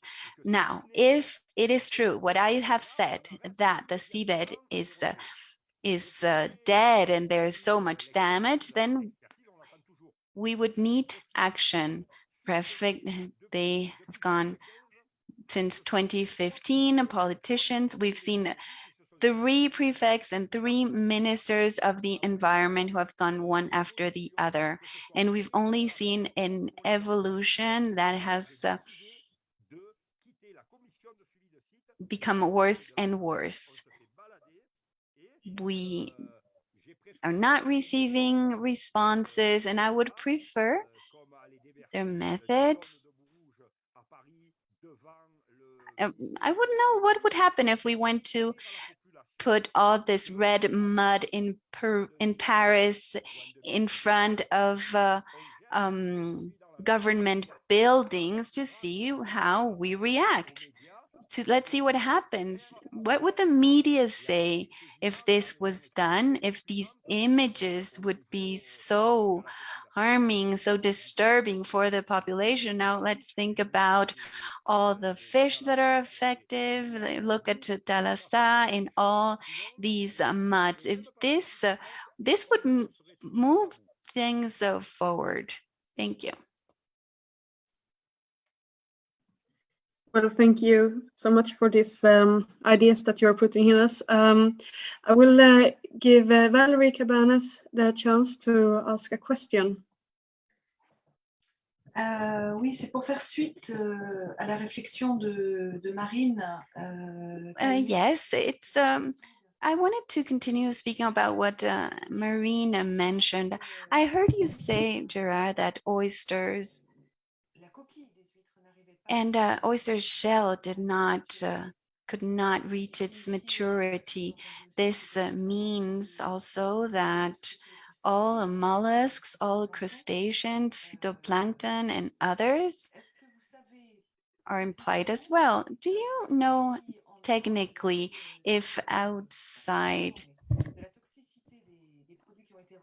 besides the toxicity of the products dumped, is there another effect on the sea that has a repercussion on what constitutes the ecocide of these shells? This would be a concrete proof of the passing of planetary limits, and we could support our reflection upon the importance of recognizing that there are juridical norms that would allow us to present our complaints in this regard. Well, I'm a fisherman. I'm a fisherman with some knowledge on marine biology. However, I would not be capable of responding to questions that are so technical. The person, Yves Ransolo. We've heard his testimony. He has studied the oceans for many years, and he has explained to us very clearly. He's talked about oysters and other species that are used to calculate toxicity. We have his outcomes. Now, maybe our product will be less sensitive, as John Ronan mentioned a moment ago. When the Ségolène Royal asked to conduct another study, we were hoping for results, and it was always positive. The scientific committee, composed by same people for decades, it's easy to understand from what they have told us. Yvan Ségolène has explained to us that the problem is clear. Animals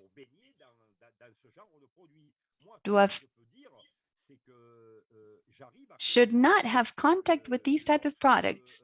What I have been able to understand, when there's an area full of a certain marine species, often invertebrate, that are more sensitive than fish, this has shown us the level of damage in the environment. Oftentimes, scientists use mussels because these are species that accumulate very high levels of toxic products. And I've helped them when they ask me to replace them back up. They have used these species to analyze toxicity levels. From what I've understood, it was more alkaline than acid, and Madame Santini, I've followed studies because I could not under this shame. I've seen how scientists are trying to protect the companies, and they've told us today oceans are becoming more acid, but the fact of being more alkaline or acid, there's always a balance. This is a natural balance, and humans do not need to intervene in this balance as a pretext to place a certain product into the seas. This is inconceivable. When we listen to arguments like this by leaders who are using a scientific arguments, we understand that corruption has no limits. As I've said to Madame Duchesne, I said, we are the best enemies in the world. And I said, Eric, I'm not rich because I live from my passion. But I will never believe that your product is beneficial for our sea. Initially, they've never thought if their children, their grandchildren will become fishermen, scientists, biologists, or divers. We must protect our environment. If we are not interested in our species, we will not be able to achieve a balance in all the food chain. And this is, I'm passionate about this. This is my life. But I've seen no improvement, on the contrary. And this is why I use my time. This is why, although I receive many pressures, but this is, I'm not worried about this because this makes me stronger. This makes me pursue with my work. And I have the Mediterranean Sea flowing through my veins. And when I see my grandchildren with me on my boat and that we're on the sea. I love the sea. I'm in love with it, and I want them to live this beautiful nature for years to come. And I tell everyone, the sea does not belong to us. It's our children who have lent it to us for little time. If I could please add to what Gerard has said, just to add, well, yes, these muds have a pH of 12 and 14 because of what Bouches does to recover alumina. And the pH is between 11 and 13. It's very, very basic. As Gerard has said, a pH of 12 and 13, these structures makes the environment lose a balance. And this is an element that has been outside of what has been authorized. We have no right to dump a liquid that is so basic on the sea because this will destroy our marine ecosystems. So we're speaking about a problem of pH that is way too high.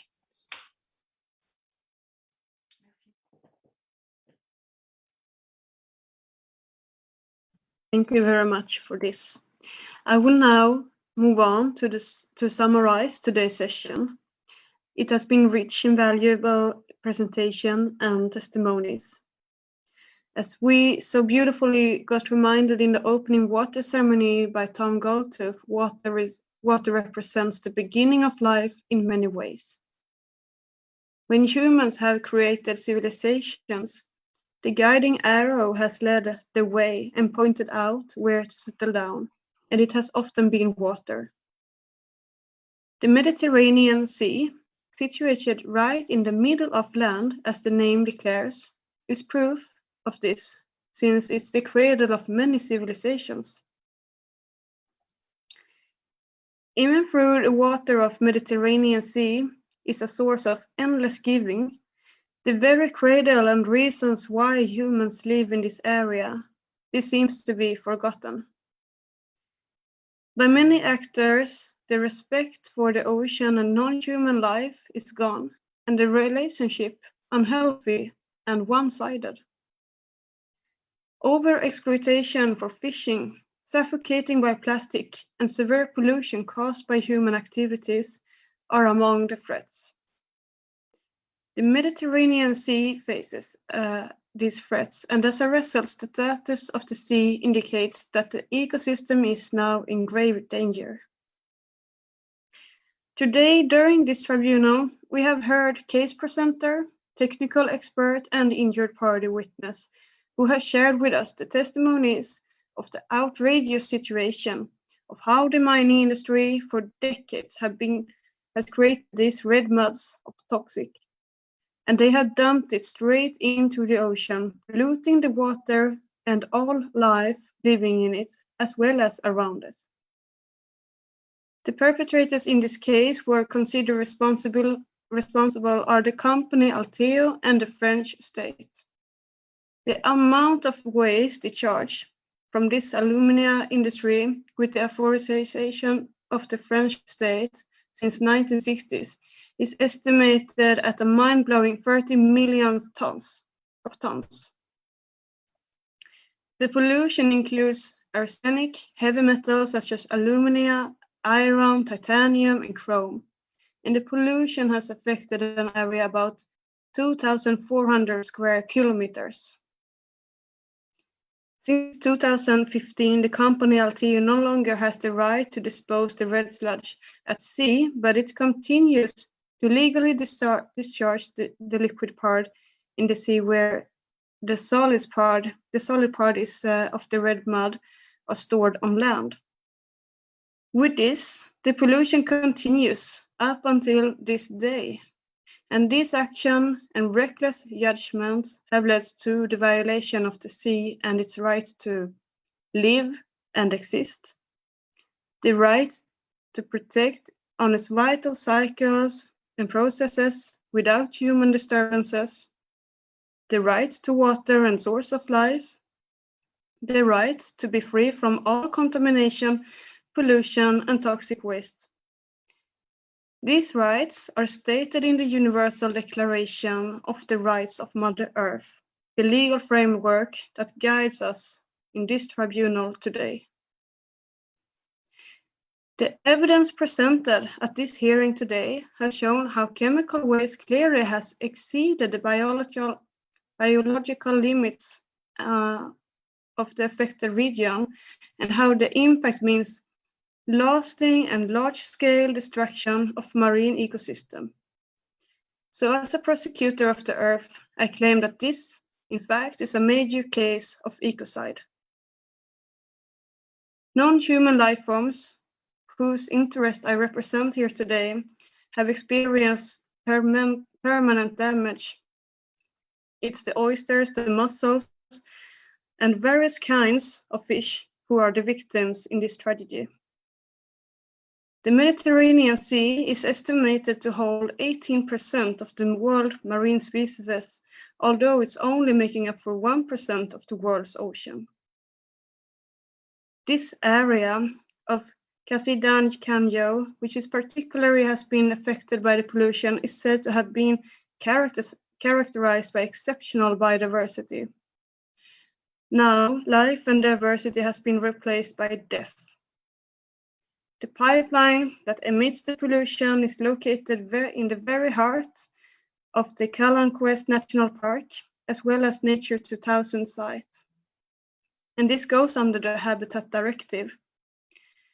Supposedly, this place was chosen for protection because of the presence of Posidonia meadows and coralligenous beds of great aesthetic value. The canyons in this area also contain a large Benthic Fauna.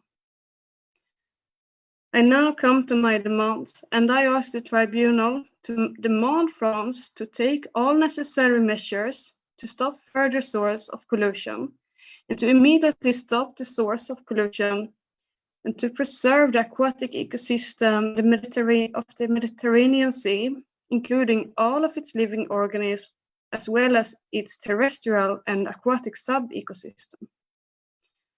And to order France to respect its obligations with regards to protection of nature.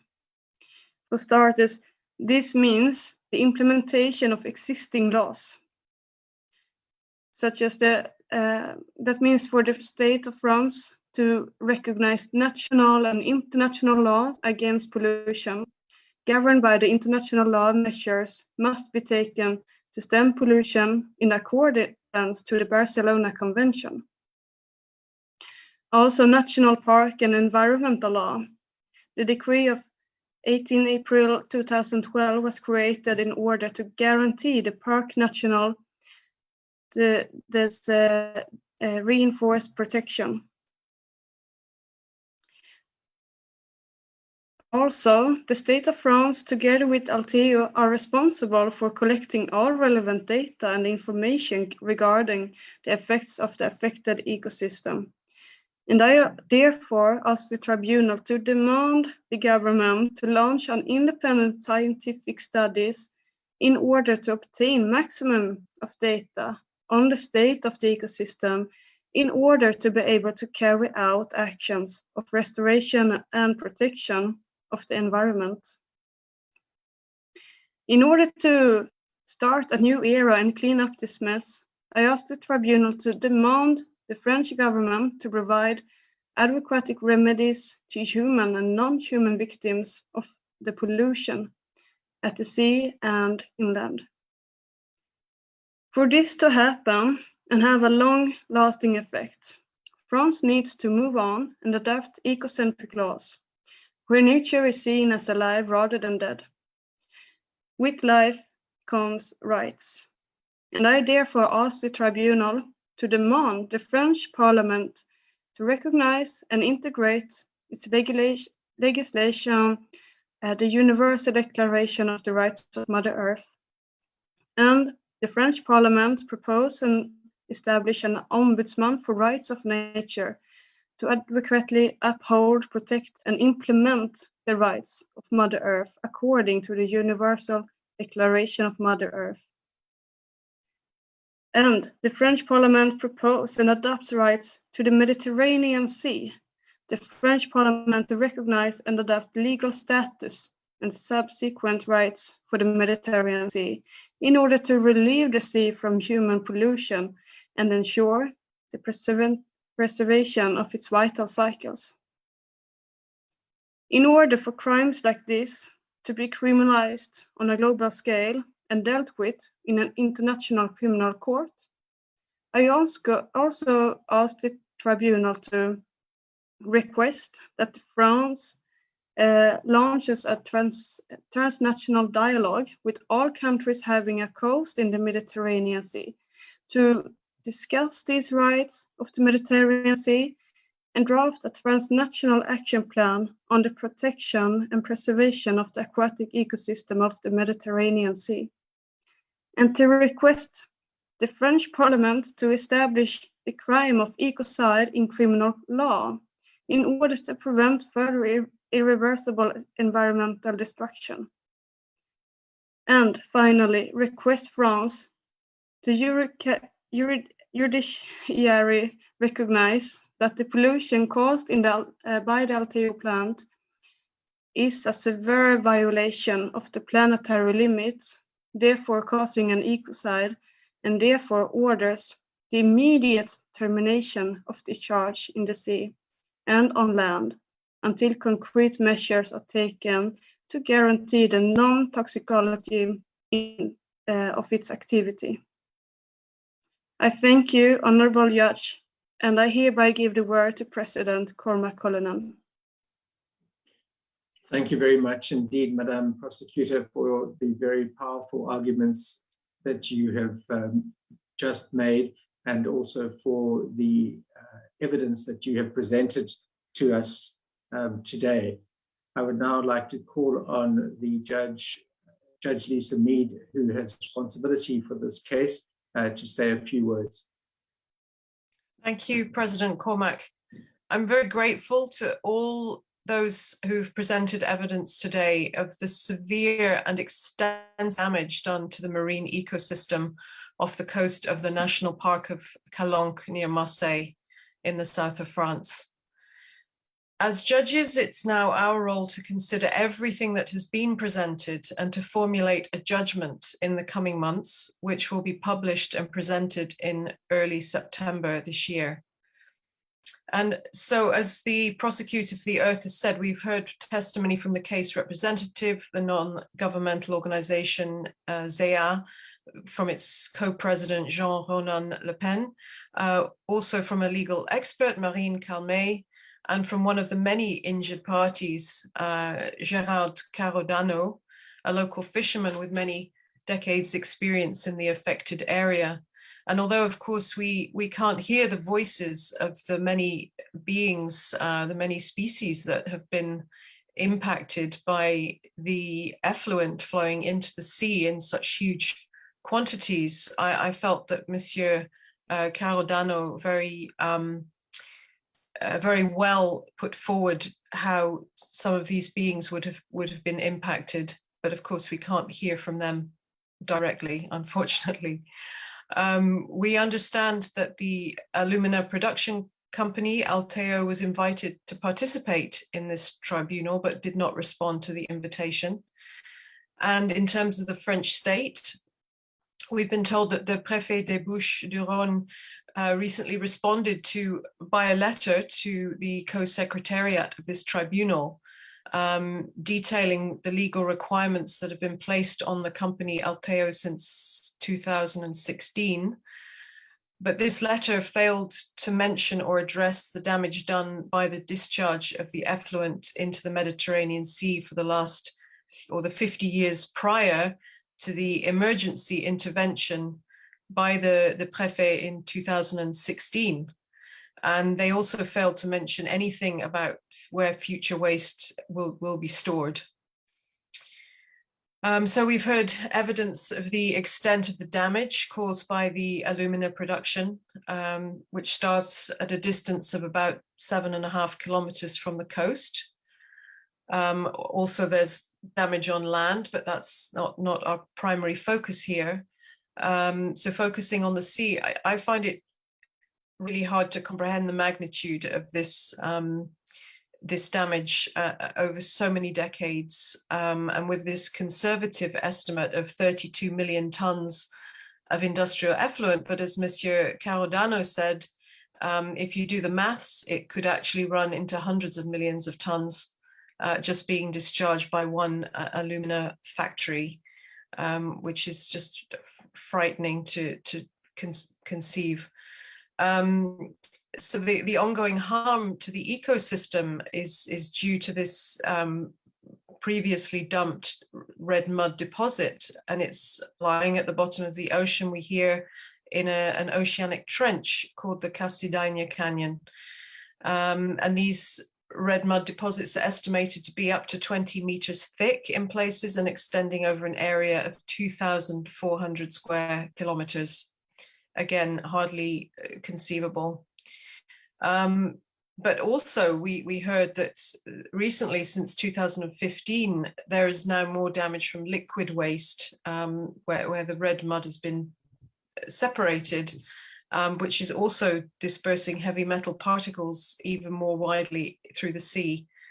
And that although this liquid has been cleaned up in a water treatment facility since 2020, we hear that it still has an unacceptably high level of toxicity, and that this liquid discharge is not being adequately monitored.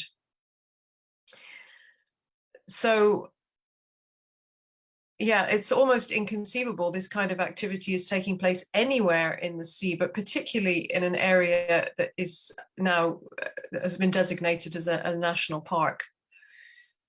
Now, unfortunately, we hear there are no studies existing of the state of the Cassidaigne Canyon prior to the start of the discharge of effluent in the mid-60s, 1960s, but the scientific research has shown that these deep sea canyons in the Mediterranean are generally hotspots for species diversity, and certainly Monsieur Karodano was able to, from his experience, to state that there were many, many more fishes in this area in previous decades.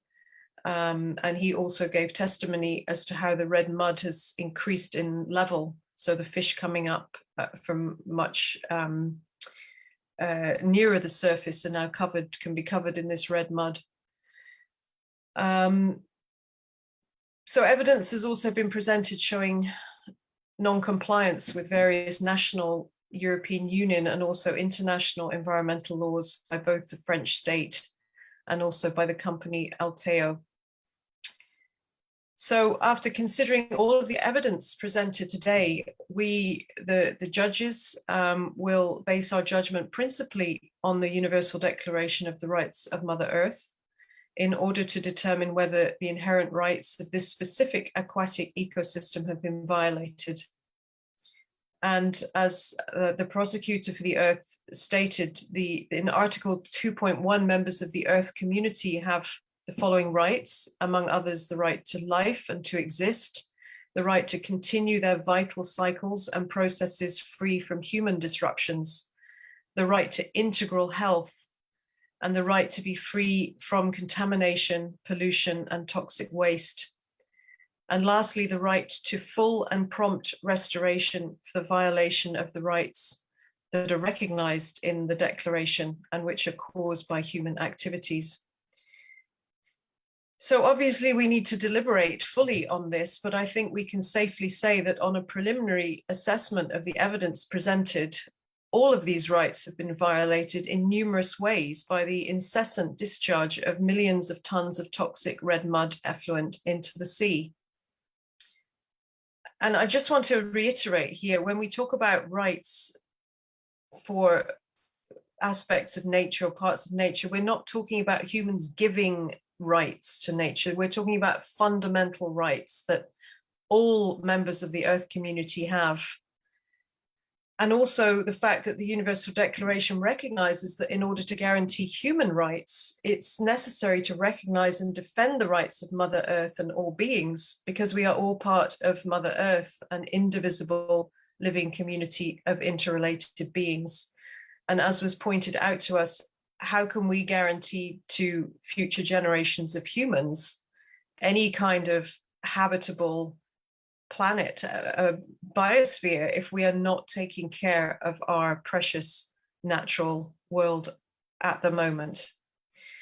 So in reaching our conclusions, we'll take into consideration the following: the status of the Cassidaigne Canyon and her former aquatic inhabitants as members of the Earth community, and thus as subjects of the Universal Declaration of the Rights of Mother Earth. And we will consider how the inherent rights of the Cassidaigne Canyon and her former aquatic inhabitants have been violated under the declaration. And as a separate but obviously related matter, we will consider whether the extent of the damage to this marine ecosystem is of sufficient seriousness, scale, and duration to constitute being classed as an ecocide.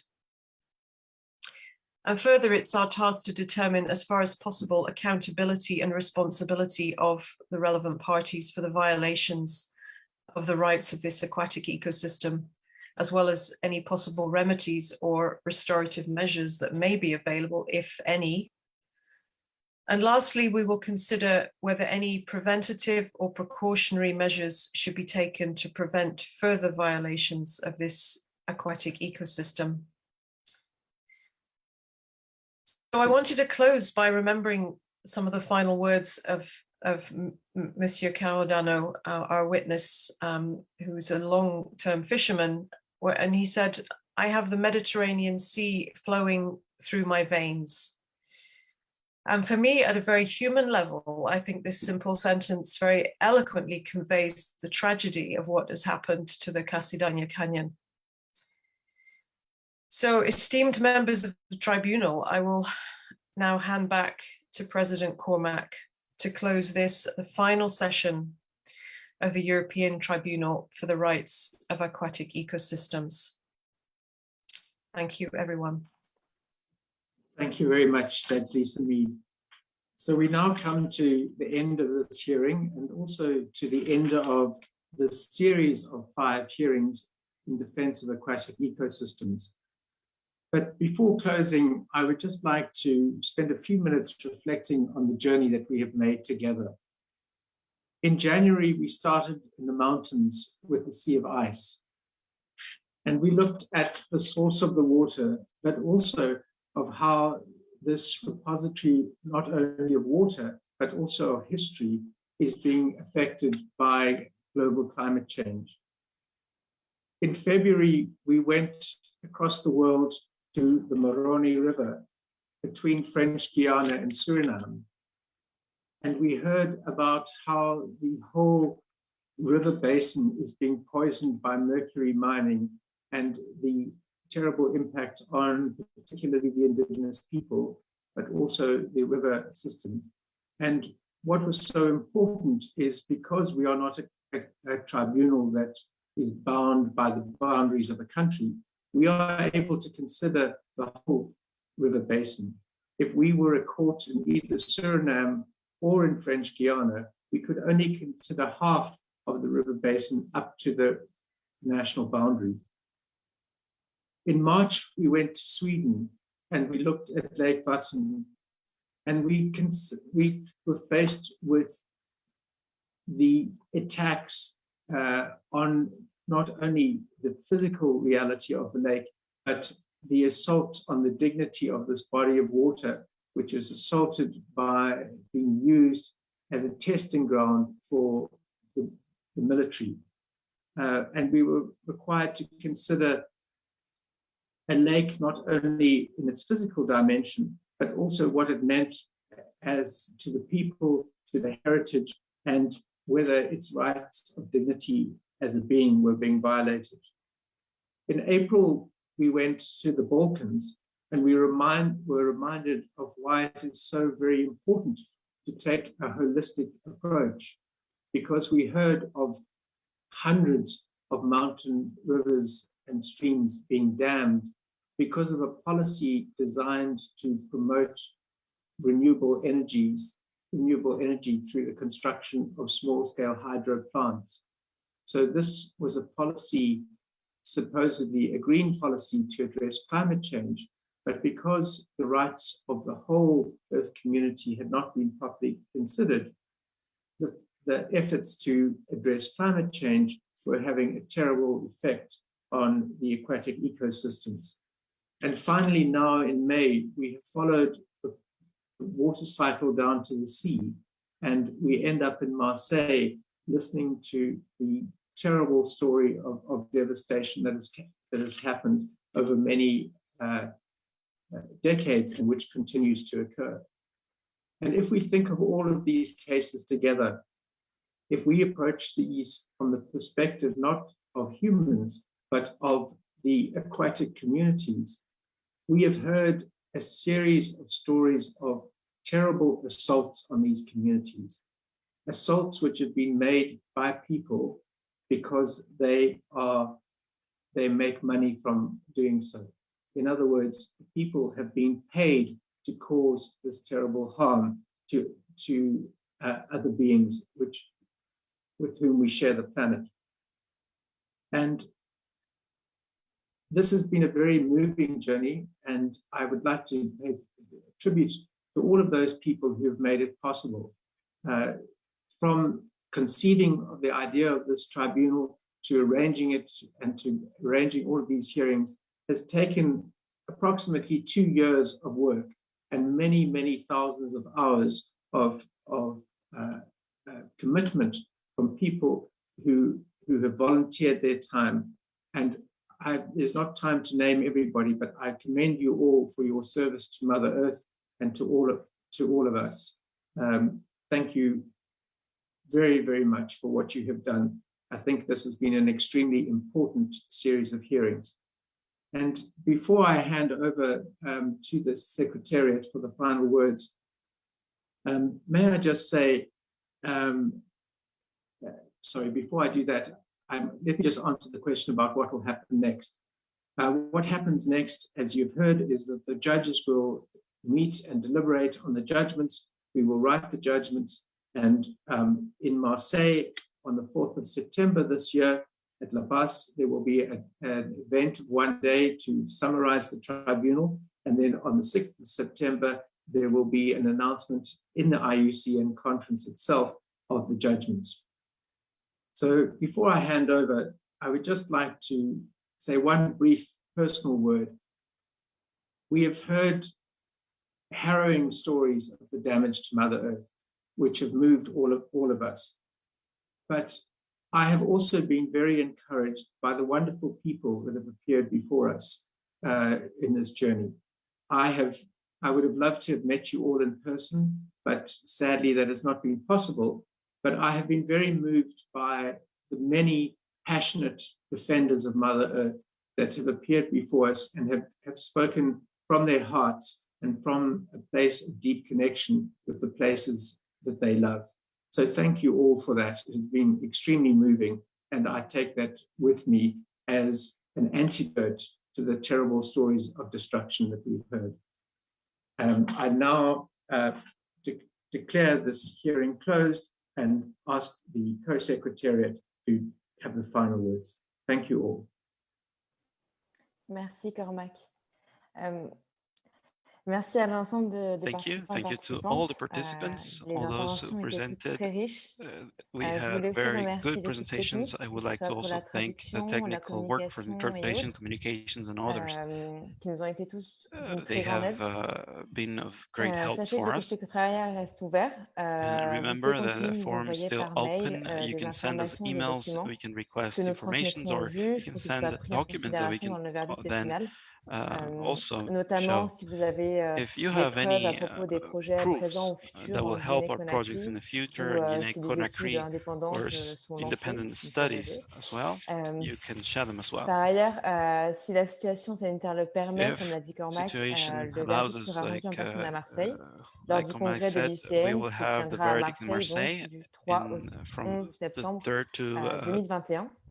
to the 11th of September Pour 2021. terminer, j'aimerais vous remercier To encore une finish, I fois would pour like cette to audience thank you again. et tout est le passé. C'est vraiment avec beaucoup d'émotion This et de moves a lot of gratitude emotion, has been que very je donne moving. les derniers mots And it pour means cette a lot to 5e et me dernière that I have audience du a Tribunal last européen en word for défense des this écosystèmes European aquatiques. Tribunal to defend aquatic J'aimerais donc ecosystems. vous proposer, I pour would like to terminer, de propose then reprendre to le finish récipient d'eau to que l'on a utilisé retake au tout your début pour la water cérémonie de l'eau container that we use for menée the par water Tom ceremony et de to faire begin quelques with, secondes de and silence to just pour que l'on puisse we can tous et remain toutes we ressentir can cette observe a minute of relation de parenté silence avec la nature dont parlait Victor au to début. Cette reflect humilité, cette on gratitude envers la nature, mère to nature have humbleness que je pense nous avons tous. in front of nature that we all have to show our respect for nature.